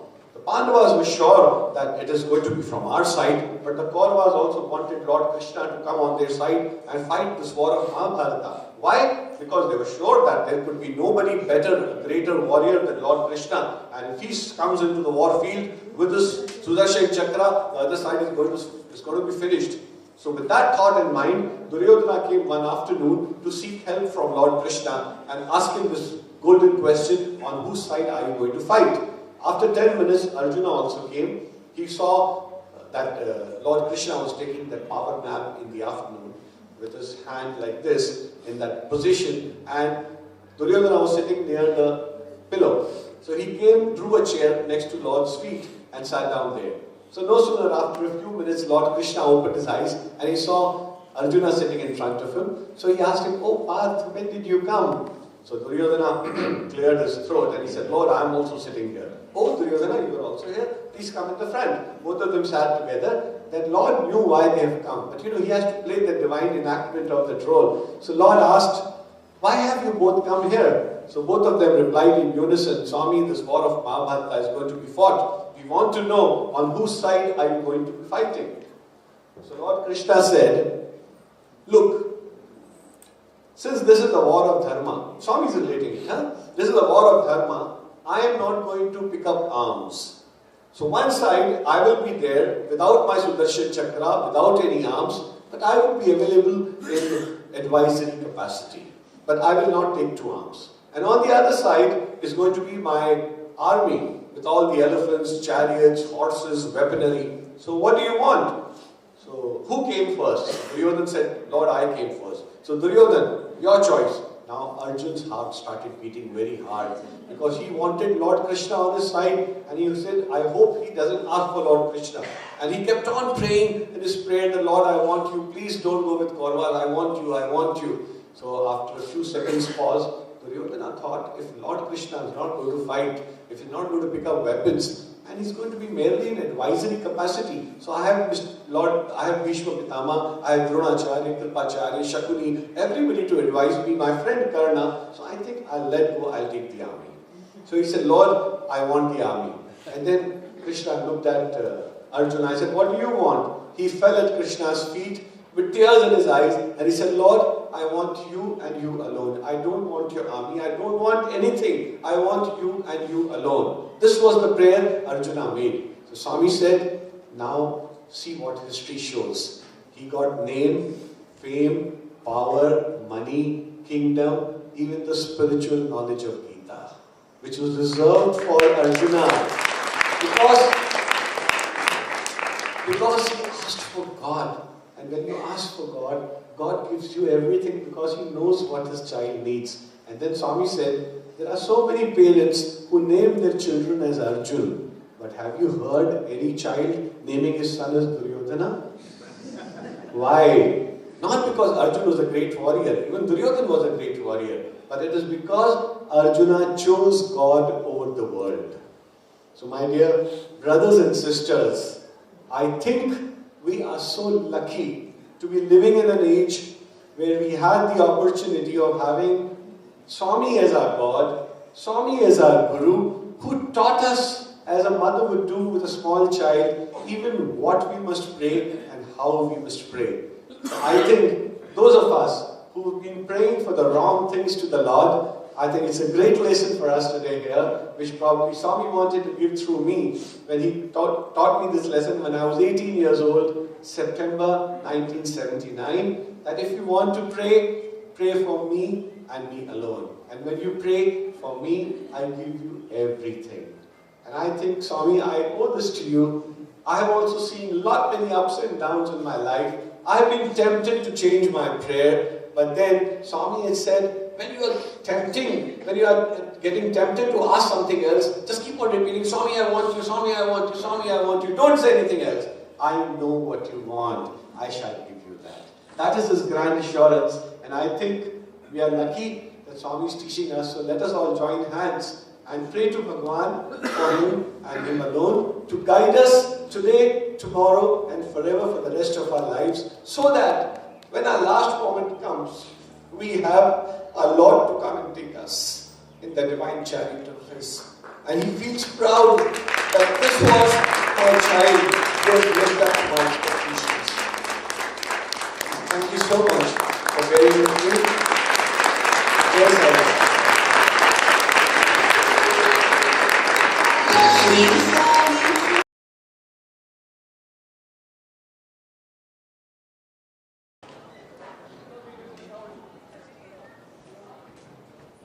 Om Shri Sai Ram.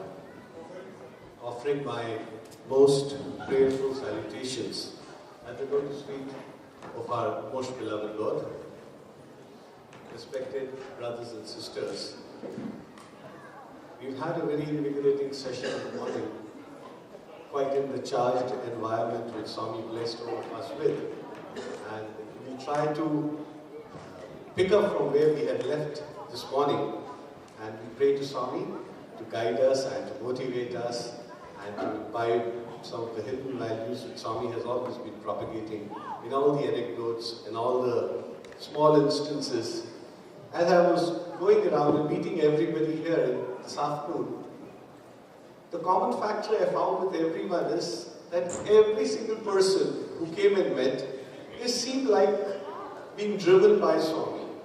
They had so much of love in their eyes for Swami that one could make it out. And probably it's a reciprocal kind of a thing that when you see devotees of such high level, you also feel charged and you'd like to share a few more of the stories, if you can call that, which you were able to witness while you were there at Puttaparthi. So before we begin our second innings here, I would want to put up a question before everybody.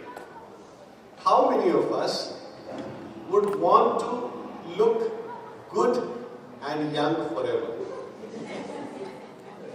Wow. That's one. From the ladies' side, do we have some very clear answers? How many of us would want to look good and young for the rest of our lives? So I'll tell you a secret today, which Swami had shared with us. You know, it was the 60th birthday in 1985. Swami had turned 60 years of age. And I remember seeing Swami on the 60th birthday. He looked as young, as beautiful as ever, erect, and running around here and there and visiting people, talking to people, motivating everybody, guiding all the children. So he would do that. So, you know, whenever we would have our birthdays, we would take a birthday tray and sit in the front. And Swami would come down and ask you, what is it today? And we'll say, Swami, it's my birthday. So Swami would take a little log or a elaichi or maybe a few sweets and then throw them to the boys, and those who managed to get one, they would feel themselves to be blessed. But then conversely, the lecturers couldn't have gone and go there and sit with the students. So what the lecturers would do, they would sit quietly behind with the rose peeping out of their pocket. And as Swami would finish the darshans, he would first go to ladies' side, complete the round of the gents' side, and as he would be returning back, taking people for an interview, as Swami would pass by, the people would take out the rose very hesitatingly and look at Swami, and then Swami would ask, yes, what is it today? And then the lecturers would get up softly and say, Swami, it's my birthday, or it's my wedding anniversary, or Swami, I have bought a car with your blessings. You know, there were so many things the lecturers would ask Swami, and Swami would bless them thus. So, one day it so happened, after, I think it was December or January, soon after Swami's birthday, in 1985 or it could be beginning of 86, one of our lecturers, it was his birthday, and he sat with a big rose peeping out of his pocket. And as Swami walked down, he took out that rose and offered to Swami. And Swami said, yes, what is it? So he said, Swami, it's my birthday today. Ah, Chisko. Swami moved a couple of inches behind, picked up his robe and signaled him to come and take Pad Namaskar. As he gratifyingly took Pad Namaskar and looked up at Swami, Swami blessed him twice on his shoulders, and then very lovingly, Swami asked him, how old are you, sir? So imagine, you know, Swami is asking, how old are you, sir? So he looked up at Swami and he said, Swami, I am 50 years old. Swami said, ah, look at you, you are 50 years old and I am 60 years young. So we all laughed like this. And the reason why Swami told him 50 years old, he had a pot belly, he had total grey hair, and some of them were missing like most of us have that problem. So then he turned around and he asked everybody, why does he look old in 50 years and why is it that Swami looks so young in 60 years? So we all looked at Swami and said, Swami, you are God. Hey, shut up. This has got nothing to do with God. No, Swami would tell. So this has got nothing to do with God. Tell me some more reason. Someone said, Swami, you are divine. Someone said, Swami, we don't know, but you are something. You know, or whatever our Bala Buddhi, as you would call it, our little knowledge which we had, we would give reasons. Swami would say, Neti, Neti, not this, not this, not this. And then Swami said, shall I tell you a secret to look young, beautiful, smart and effulgent as ever like Swami is? Now tell me, when God is asking you this question, who wouldn't want to look like God? I mean, if I tell you, give your left hand and you start looking like Bhagwan, I would gladly do that. It was that question which came. So we said, yes Swami, definitely we would want to be like you. He said, look at all of you. Some of you are losing hair, some of you have got pot bellies, some others, they have got grey hair totally. Look at me. I am 60 years young. I don't use any blackening agents. He asked one of us who was regularly going upstairs for cleaning up Swami's rooms and all. We all shook our heads, yes Swami, we know that. We don't use, we are really not marketing for any of these blackening agent companies. So we knew that Swami is really not using any colors. Swami said, I've never been to a dentist. I don't wear specs. I can read your letter like this without specs, and most of us had specs on, and we all shook our heads that yes Swami, we have some problem or the other with our physical appearances and our problems, but you go ahead like this. Then Swami asked us a question, how is it that way? So again, we didn't know what to say. So Swami said, I will tell you a secret of how Swami is able to maintain that. And trust me, till the 85th, 86th year when Swami was there in this physical body, he never colored his hair and he had no problems with his eyesight. He could still read the letters clearly without any spectacles. And Swami said, the only reason for my looking young always and feeling young always is Chitta Shuddhi. Purity of thoughts, Swami said. If you inculcate purity in your thoughts, your body will go into a reversal process.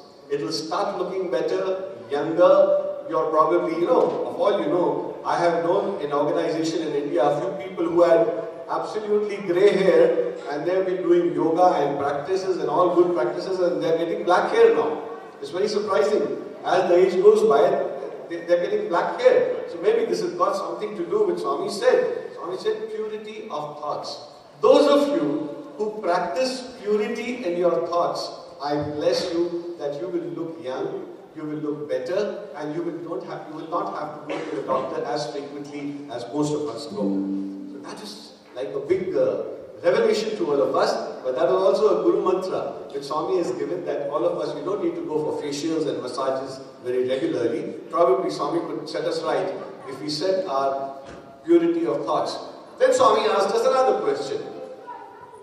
What happens when you do Namasmarana regularly and Seva regularly? Two questions, Swami said. What do you get when you do Namasmarana regularly and Seva regularly? So we said, Swami, we will reach you. Nothing. So Swami, we will reach God. Swami, we will get moksha. Swami said, no, you will get none of these things. So we were surprised. He said, Swami, in all your discourses you've been telling that in Kali Yuga, Namasmarana and Seva are the only sadhanas by which you can reach Godhood. So why is Swami refusing now? In public he's saying this and in private he's saying no. So then Swami said, if you do regular Namasmarana, if you do regular Seva activity, what you will get is Chitta Shuddhi. And when you get this Chitta Shuddhi, you will get closer to God. Because the purity, God is looking at purity. Purity of your heart. You know what happens in the world? The world always judges you by the actions you do. But God always judges you by the intentions you keep. That's the difference between God and the world. Whatever actions you do good actions, people will think you're a very good man, even though you may have some other intention behind it. But God says He doesn't judge you only by your actions, He judges you by your intentions also. So Swami said, when you do Namasmarana and Seva, you will get Chitta Shuddhi. And when you get Chitta Shuddhi, all you have to do is just call upon God, and God will present Himself and He will be there with you in a second, within a few seconds. So these were, a few very enlightening incidents which Swami would probably tell us while we were there as students with Swami.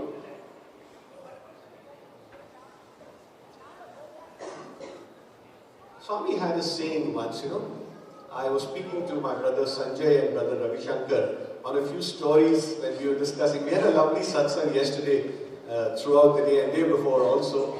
So a couple of incidents when we related, they said, you must tell this in your talk. So I am going a little off tangent than what we were talking this morning. So Swami had a saying, Swami said, when I am with men, I am a man. When I am with women, I am a woman. When I am with children, I am a child. But when I am alone, I am God. This is what Swami professes. And it is so true. When Swami goes inside a group of menfolk, I think all of us go crazy and we feel Swami is one amongst us. He's like a father, like a brother, he gives you that kind of an affection. And we have a man thing with him. But when similarly, when Swami goes on the women's side, you will see all the women flocking around Swami and they take the liberty of even holding Swami's hand, and Swami would not object. Swami would bless them because, again I said, Swami looks at your intentions with what you do. And Swami would bless them profusely. And if you want to see how it would be, go for a private interview. If you get a chance with Swami of having gone inside the private interview, I have seen my own mother, fighting with Swami. Literally scolding him, why don't you do this, why don't you do that? And Swami was saying, okay Amma, I'll do this, okay Amma. So I was wondering, I said, what is this happening here? She's scolding Swami, she scolds me, but she's scolding Swami. And Swami used to be so patient. Yes Amma, I will take care. Don't worry, you don't need to get angry. No, I'm not angry, I'm just telling you this. No, you are angry with me. I know you get angry, you fight with me at home in front of the picture. And he would relate all what my mother would do. So these are incidents which gave us a rare insight that when Swami would go with the women, he would become a woman himself. But when Swami is, the best thing is to see Swami with children. Oh my God, that purity which Swami has, he becomes a child himself. And Swami says, but when I am alone, I am God. So I'll relate to you a few incidents on the saying which Swami had said. Swami said, when I am with men, I am a man. So long back ago, there was a very ardent devotee of Swami. He was one Professor Vittal Rao.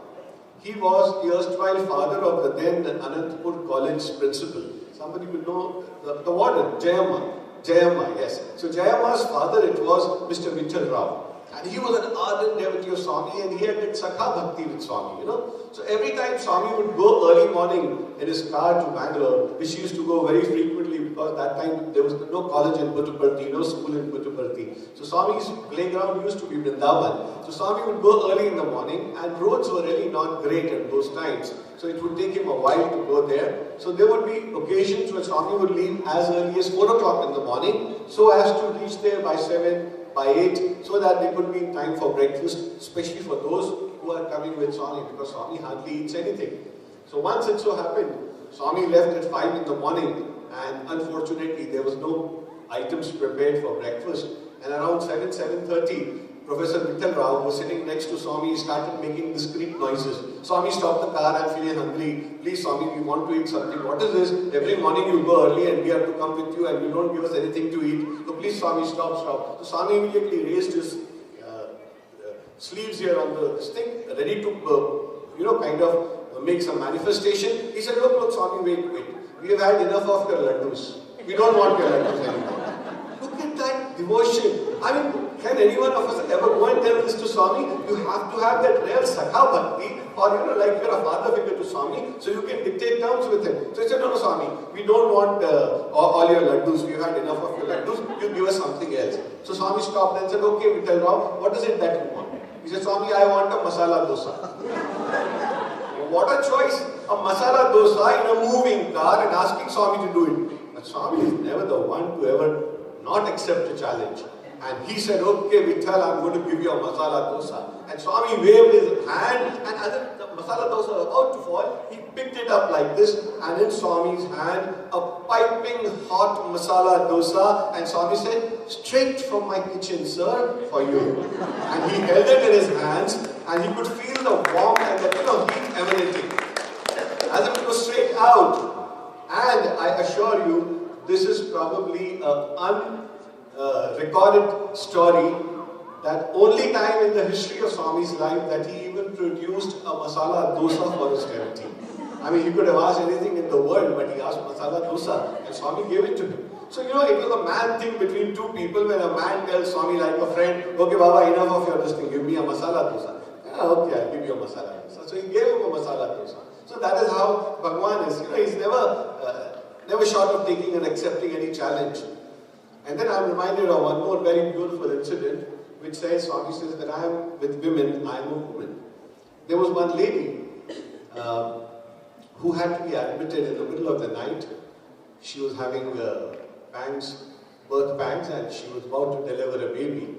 And the main nurse, who was supposed to be on duty in the hospital then, to take care so that if there was any emergency, she could call on the doctor who could probably help her in the delivery. Now suddenly, in the middle of the night, that nurse who was giving duty, she said, "Okay, let me straighten my back a little bit and let me straighten my feet, and I'll sleep for a while, and the moment this lady calls for me, I'll go down and call the doctor if it is required." And as it happened, after the nurse slept off, this lady, she started feeling the pains. Her water bag burst, and she started crying and shouting for help. She called for the nurse, and the nurse was nowhere visible because she was poor thing. She slept off, and suddenly she felt that the nurse entered, and there was very dim light in the room. The nurse came, spoke very soothingly, very softly, very nicely, and she put her hand on her forehead like a mother would do probably, and spoke in the same hushed tones and said, "You don't worry, I'm going to take care, I'm here now." And then that lady who had come in the night, she helped her with the delivery. A baby boy was born, and the moment the baby came into the world, the baby starts crying. And when the baby started wailing, the other nurse who had slept off, she came running. She got a shock, and she saw that the delivery had already taken place. The baby was placed around the woman, and then she asked her, "How did this happen? I was not there." He said, "No, I was crying for help, so a nurse came, but she was not in white clothes. She was in some reddish clothes, and she came, and she's a very pious lady. She helped me with the delivery, and she's gone now." So she went out and looked. There was nobody to be seen. So morning, the doctor came, and the nurse was very scared to tell her that I had slept off, and there was somebody else who came and helped with the delivery. So she said, the doctor came and asked, how did it go? She said, yes, doctor, she's fine now and everything is okay, the baby's there. So the doctor went and said, okay, bring her for a checkup. So they wheeled her away into the doctor's chamber where she was sitting there, and there on top of a table, that lady's picture was there.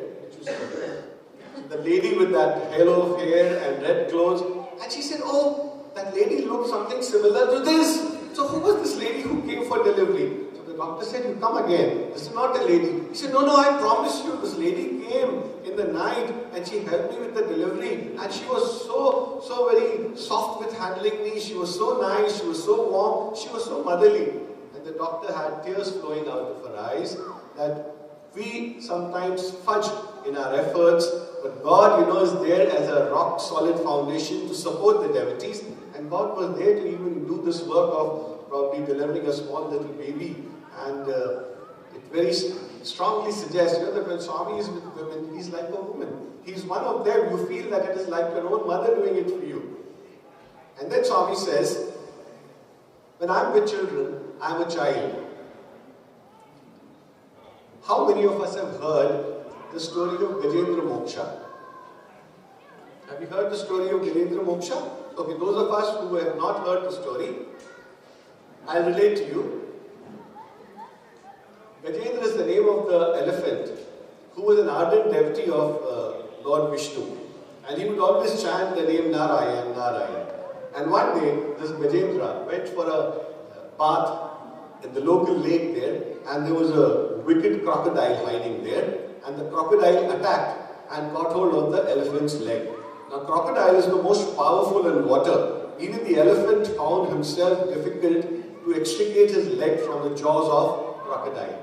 And what would the elephant do? It started taking the name of Lord Narayana and started shouting, Narayan, Narayan, please come and save me. And his shoutings reached the Lord who was there in the Vaikuntha underneath the sea, and he told Mata Lakshmi that, wait on, one of my devotees is in trouble. He summoned Garuda and took out his Sudarshan Chakra, came flying like a jiffy, and reached there and released his Sudarshan Chakra, cut off the neck of the crocodile, and that is how Gajendra got moksha. In the sense, that is how he was relieved from trouble and he fell at the Lord's feet.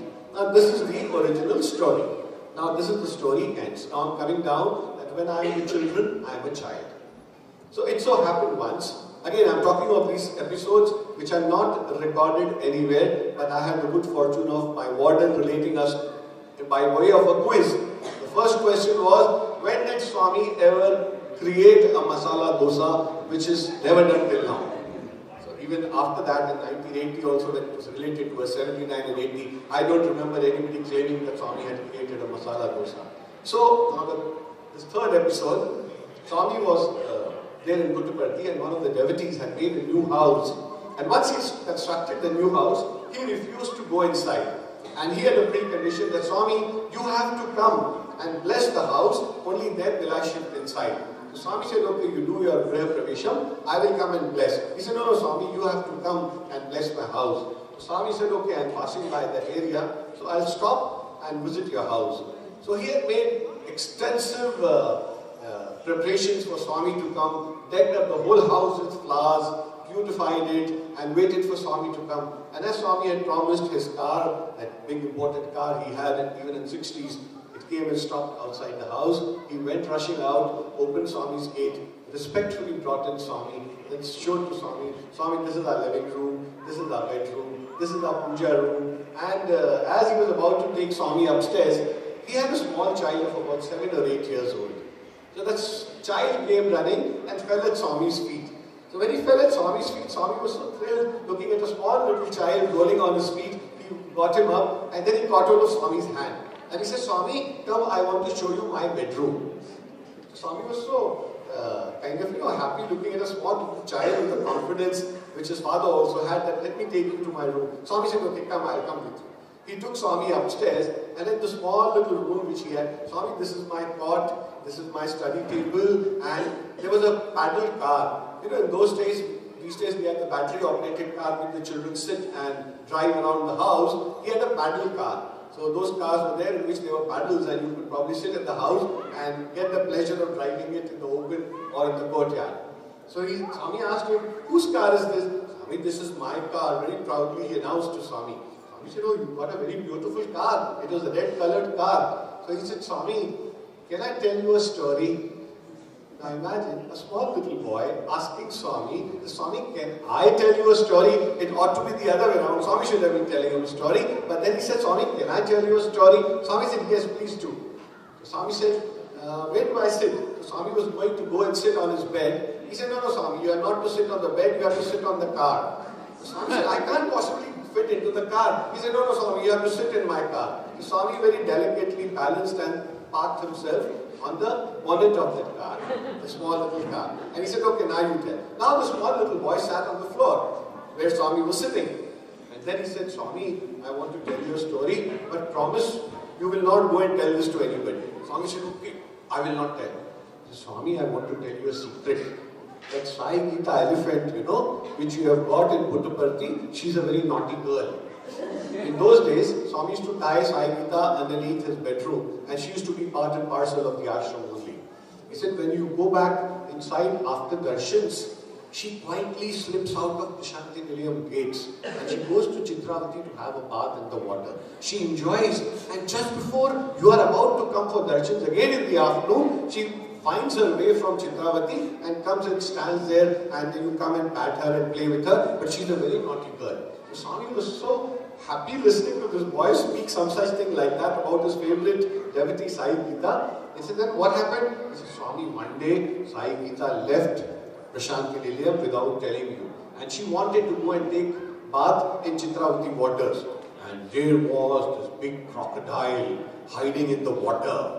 And no sooner did Sai Gita go inside the water, the crocodile lunged and caught hold of Sai Gita's leg. And poor Sai Gita, she was trapped. She didn't know what to do. So she started shouting, Sai Ram, Sai Ram, Sai Ram. And when she started shouting Sai Ram, Swami heard it inside his bedroom that Sai Gita is in trouble. And what did Swami do? Swami called Radha Reddy and called Radha Reddy, take my car out. And immediately Radha Reddy took his car out. Swami was getting down the staircase, and on the staircase there was a big gun. Swami took out that gun and sat in the car, and armed with the gun, Swami went to Chitravati and took aim carefully and shot the alligator in one shot. And so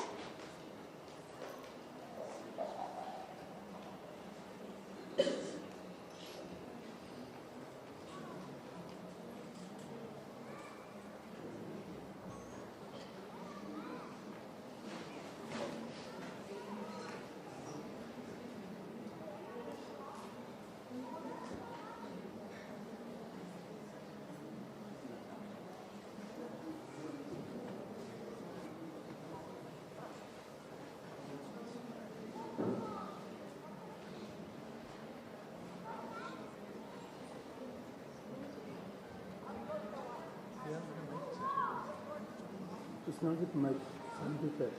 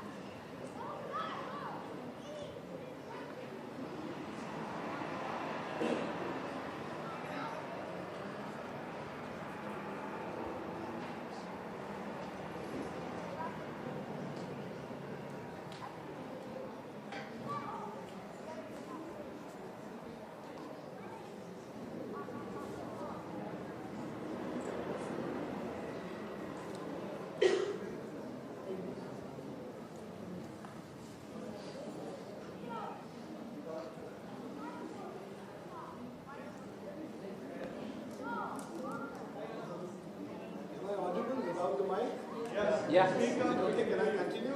Yes. Swami would say this is technology. Okay, so technology always has its own flaws. So we continue with our story. So this child continued saying that Swami came down with a gun, took a sure shot aim, and killed the crocodile in one go, and Sai Gita was released.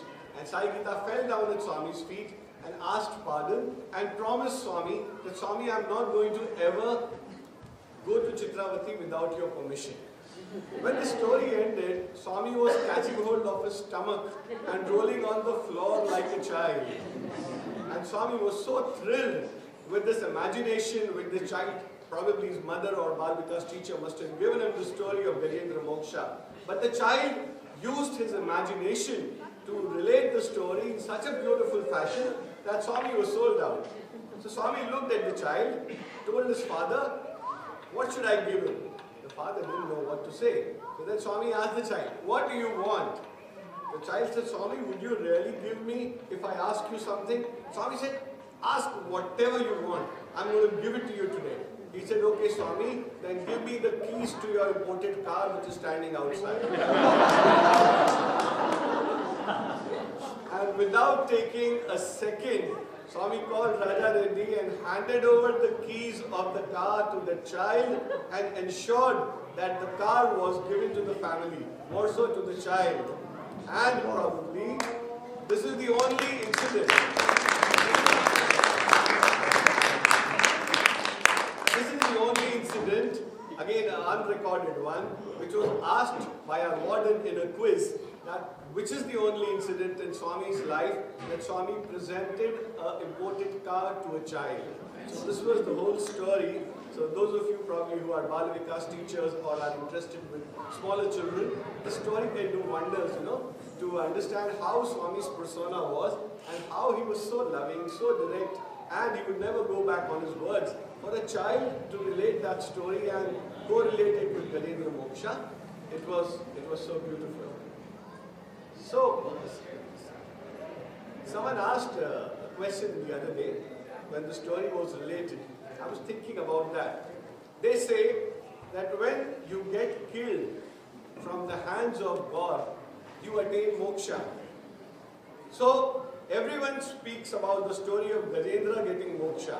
But what about that crocodile who was killed by Lord Vishnu? Did he get moksha or not? Now I'm putting up a question to you. Did that crocodile also attain moksha or not? Yes? Yes, surely he did. Why? Why did the crocodile attain moksha? He was a wicked person. He was trying to kill that elephant who was an ardent devotee of Lord Vishnu. So how could he attain moksha? He was holding on to the devotee's feet. He was holding on to the devotee's feet. I think we should clap for this beautiful answer. Swami would say that if you become the servant of my servant, when you catch hold of the feet of the downtrodden people, you will automatically get moksha. So how do we get hold of the feet of the downtrodden people? By offering service wherever we can. That is what is the hidden story in this. That when you hold the feet of the devotees of the Lord, like Swami would say, I am Sai Dasanudas, I am the servant of Sai's servant. That is how it is. So, this is very true with all of us, that if we catch hold of the downtrodden people who are very close to Swami's heart, I am sure, I think moksha is not very far away for us in this birth. And the last of all, we round up the small little episode here with Swami saying that when I am alone, I am God. How many of us know the story that when Swami retires in the evening, he goes off to sleep? That is what we assume, isn't it? We all assume Swami is resting in the afternoon or Swami is resting in the evening. But those of us who had an opportunity to be very close to Swami, some of us can certify that not always it was that Swami's body may be there, but Swami is moving around the whole world while he is there. And in fact, that is the time he is really God. So I am reminded of a very beautiful episode from the life of Swami's car driver Raja Reddy, who had related once to some of the students, he said that he used to sleep outside Swami's bedroom. Day in and day out, Swami would ask him to sleep outside. So one night around 3:30 or so, he saw a bright light emanating out of the door. The door was closed, not locked from inside, but a very bright light, as if thousands of bulbs have lighted in Swami's room, and he was a little perplexed. And he was wondering what is happening in Swami's room. Is it on fire? What has gone wrong? How can Swami's room be so badly lighted? I mean, so lighted with so powerful lights. So he saw that Swami's room was slightly ajar. And he said, probably, you could say he did not realize what he was doing. He just opened the door slightly. And he must have got such a huge lot of shock from that light which was inside that he got thrown away, a few feet away, and he passed out. He passed out. And after a while, after half an hour or so, he saw Swami standing near him, and he said, "Hey Radha Reddy, what happened to you?" And Radha Reddy got up immediately and said, "Swami, I saw some light and I couldn't I couldn't decipher what it was. And I opened the door, and while I was opening the door, some flash hit me and I was thrown back and I passed out." And then Swami said, "What do you think? Am I sleeping in the room? When you people think that I am sleeping in the room, you do not know how many people, how many devatas, how many gods come to have darshans of Swami. You people are so lucky that I am available only for you and you alone. And whereas these people, saints and sages and various other gods, they are not permitted to come. So that is the time, sometimes I permit them, and that is how they have my darshans." So again, a very deep, impactful fact that when Swami says, "When I am alone, I am God," he is actually operating on those standards only. Talking of this episode, I am reminded of a later incident, much later. Brother Arundyan also would know this gentleman I am talking about. He is an MBA student by name Kishore, who later on went on to become a lecturer there in Puttaparthi. And he was known to be a very devoted, very spiritually inclined person. And his surrender towards Swami was complete.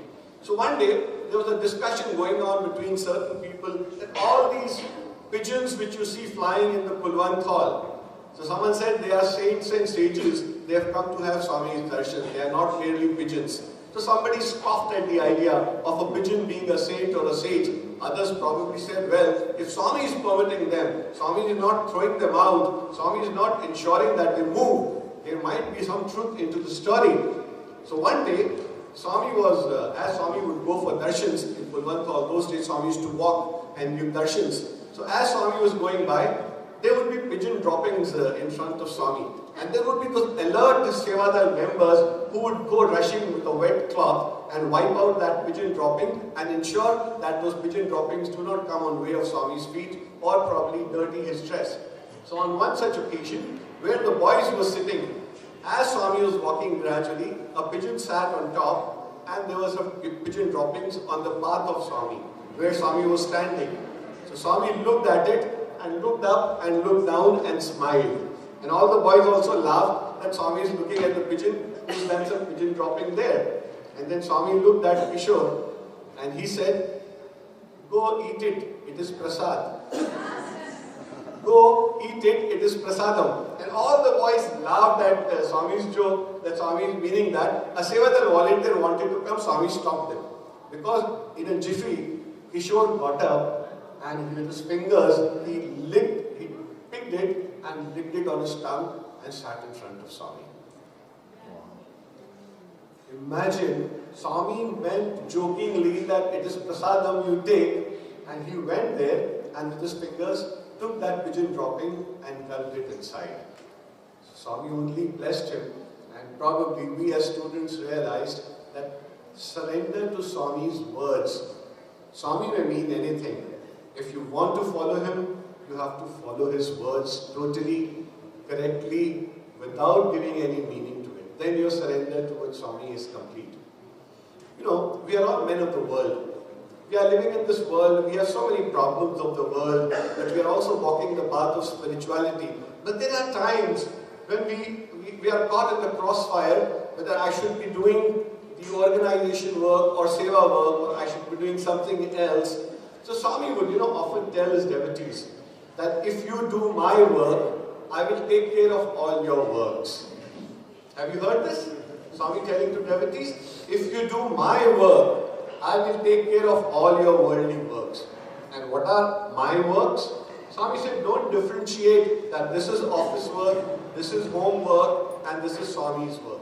Swami says, just as with the same devotion you do Swami's work, you must put in the same devotion in your office work also. Similarly, those of ladies who are working at home, who are taking care of their children, who are taking care of their in-laws, who are taking care of their family, they must also work looking at it that this is Swami's work. I have to work with the same goal, with the same intensity, with the same feeling. And Swami said, when you treat all work as God's work, Swami said, then I respond to you in the same way, that I give myself wholly, completely, totally.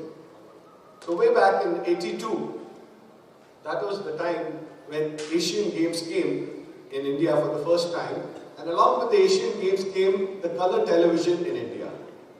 That was the time when color television came, and everybody checked out their black and white television, they started buying the television. So this was that period I'm talking to you about, 1982, Dasara time.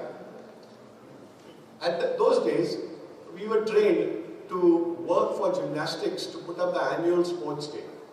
So Brother Arunodhayan is there, so you would know how we all used to practice with Brother Kishan Lal and certain trainers who were brought from the army to train all these children, because it used to be a grand affair even then, way back in '82, though it took huge proportions later on. Swami was training us for something big. So we remember we used to leave our studies and go and just practice gymnastics. In that, there was one particular exercise that a boy has to come running. There would be a wooden table, we call it a wooden horse.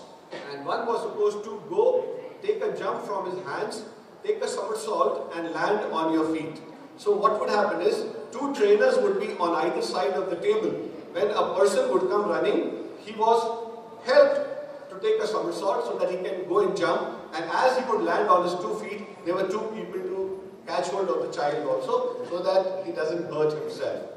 So we practiced this jumping somersault wooden horse thing for a couple of weeks, and we were able to do it sufficiently all right. And then one day we were told that we are going now, the trainers said, the two of them were there, they said we are going to teach the school boys, you ensure that without your assistance, nobody does this somersault independently, because they can get themselves hurt. I remember there was this boy from Assam. He was a very well-built boy. He was in class 11 and strongly built. He was in a army public school earlier. So he was seeing this practice of our somersaulting in the air. So he came and told one of our brothers, he said, well, I've been from an army public school and I have done this somersault. Can I show it to you? Now, not remembering what our coaches had said, he said, okay, you show. So he went running behind, came with a force, and with his hands, he took a jump, and the jump was not very clean, but he landed on his feet. And we said, wow, it has taken us 2 weeks to reach, and this guy already knows how to do it. Though that fitness was not there, he went with a little bit of, thud when he landed. So, getting excited on this, we told him, come on, do it again, show it again. So second time, he did it again. Oh, there were claps that, wow, this boy is not practiced and he's able to do it. The third time, we encouraged him to do again to show off to the others. Then now there was a motley crowd of boys which had surrounded this boy, and he came running. The third time when he came, as he was about to take a jump, his leg slipped. And as his leg slipped, the somersault which ought to have come with that force, it did not happen. And we saw him falling on his back. And we knew that if he falls on his back, he might injure his back very badly and it could be very fatal. And to save himself, he put his hand behind and we heard a noise crack. And we could see that his hand broke into 2. The bone literally was lunging and hanging and he didn't know what to do and he was writhing in pain on the floor and we got so scared. We called the coaches came, they immediately gave him first aid and rushed him to the general hospital. In those days, way back in '82, there was no super speciality hospital. There was only one particular doctor who was there, and unfortunately for us, he was also away to Bangalore. And we were informed that he would come back after 5 or 6 days. Now, we senior boys were being held responsible for not being careful enough and permitting him. The coaches got scared, the warden got scared, we got scared, and we didn't know what to do but to pray to Swami to save us. And Swami was happily away in Bangalore.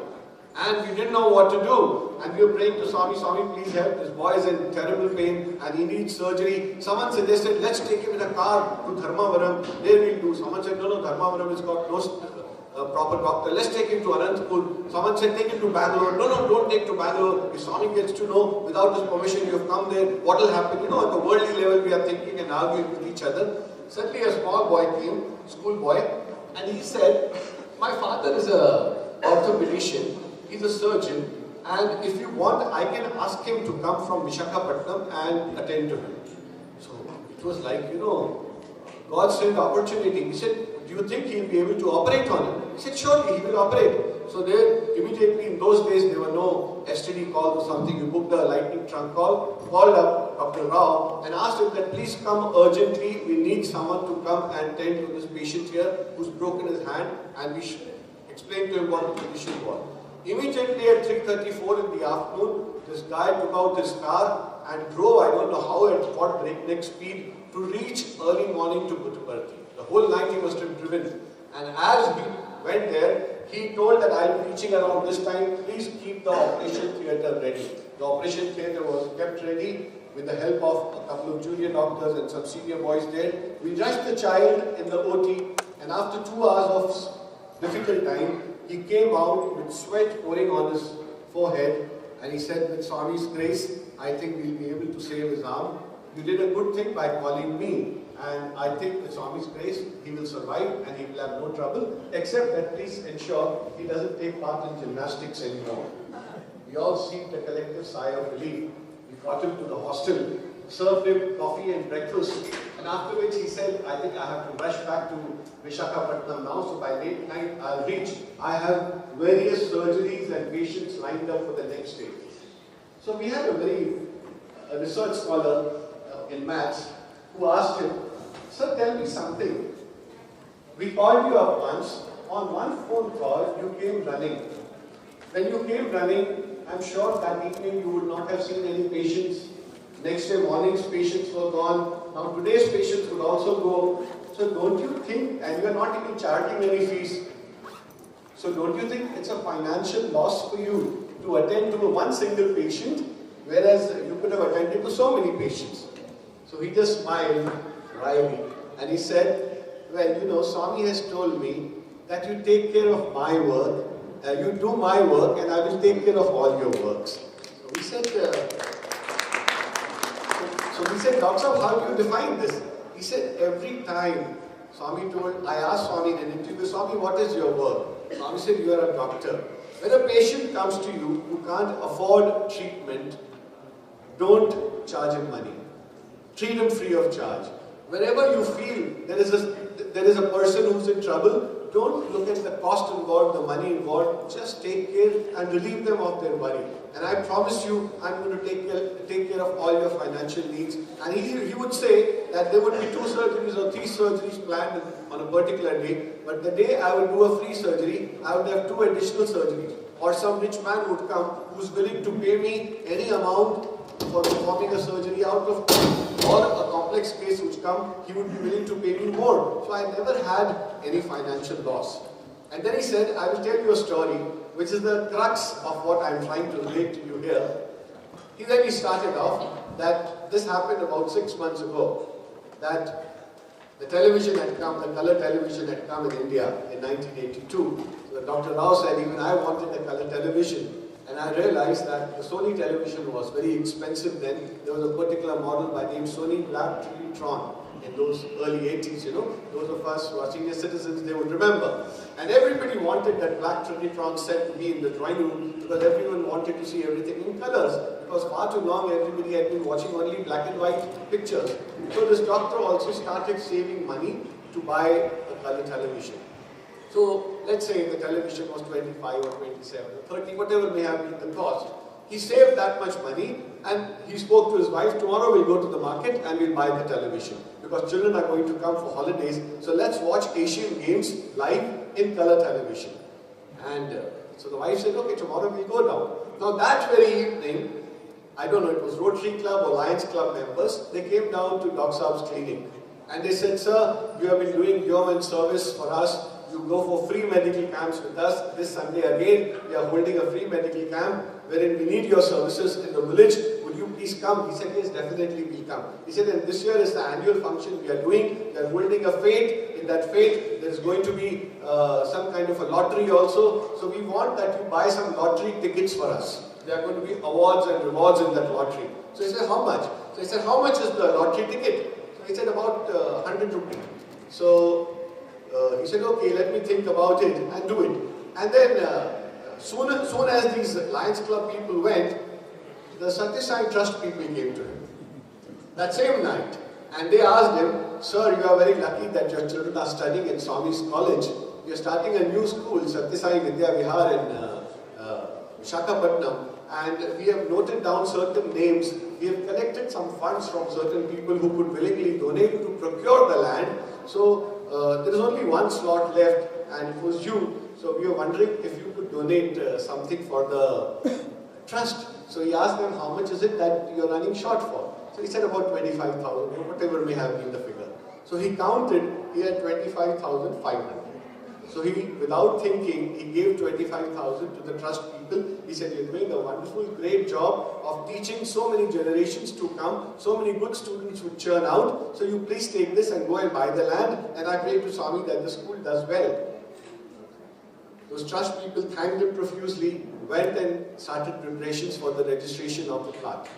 Then that evening, the same Rotary people came and they said, we want to give you 5 tickets, 100 rupees each ticket. So he knew he had 500 rupees lying. He gave those 500 rupees also, and then he was broke. He had no money left for the television. So he went home and spoke to his wife, and he said, look, I did something without asking you. I hope you will not be upset on this. So she said, wife said, oh, wonderful. You've done such a great service. You've given that money for land and a new school would come up here. Why not? The television can wait. It will come some other time. So he felt so relieved that I have such a supportive wife. And then he went out to the next week, did his seva in the Grama Seva, the village seva activity which he did, free medical camp, and forgot about everything. About 15 days later, as he was having his dinner in the night at home, there was a knock on the door. And his wife said, quickly have your dinner. I think there must be some emergency case for you. So he quickly finished dinner and rushed out thinking, hoping that there is no emergency case. And he opened up the door and there were those 3 or 4 Rotary Club people standing in front of him. And they said, Doc Saab, congratulations, congratulations. He said, what congratulations for what? He said, you know that we had come to you the other day? Yes. We had given you 5 tickets, those raffle tickets for the lottery. He said, yes. Where are those raffle tickets? He said, well, they must be lying somewhere in my clinic. Why, what about them? He said, sir, in the raffle tickets, you got the first prize, and the first prize was Sony Color Black Triniton television.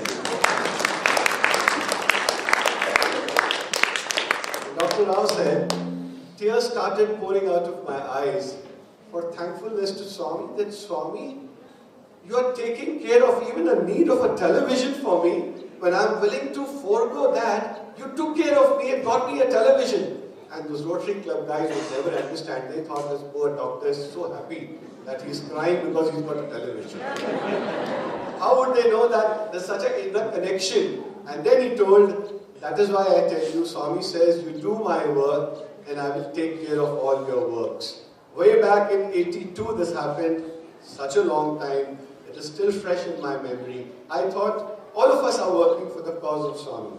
All of us are being trained by Swami. All of us are hardcore, ardent devotees of Swami. We've been deriving inspiration. We've been wanting to do better work. So what better example that when you take care of, Swami says, when you do my work, I will take care of all your works. So let us all join hands and pray to Swami that he makes us able instruments in his divine mission. He gives us the strength and the ability to take out and carry out his works in whatever small measure we can do. And we pray to Swami that let us all be shining examples so that, like morning I had said, when we pass away, our children place the photographs there in the altar next to Bhagwan. saying that they were contemporaries of Swami, they had been with Swami, they had seen Swami, and they were walking examples of Swami. With these few words, I would like to thank you so much for being such a patient audience.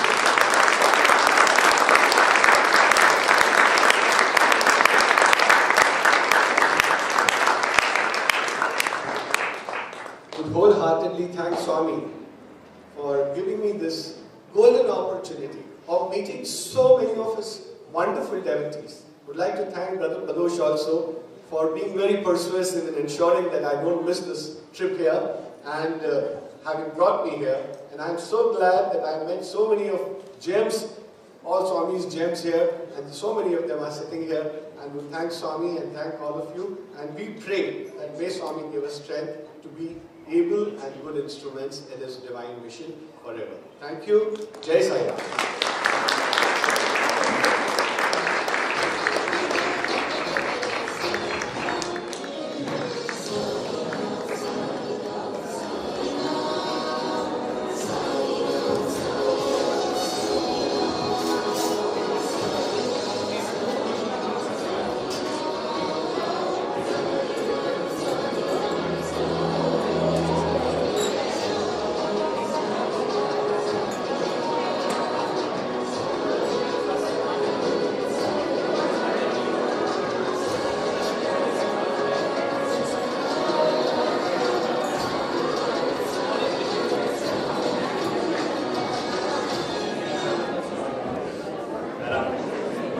Om Shri.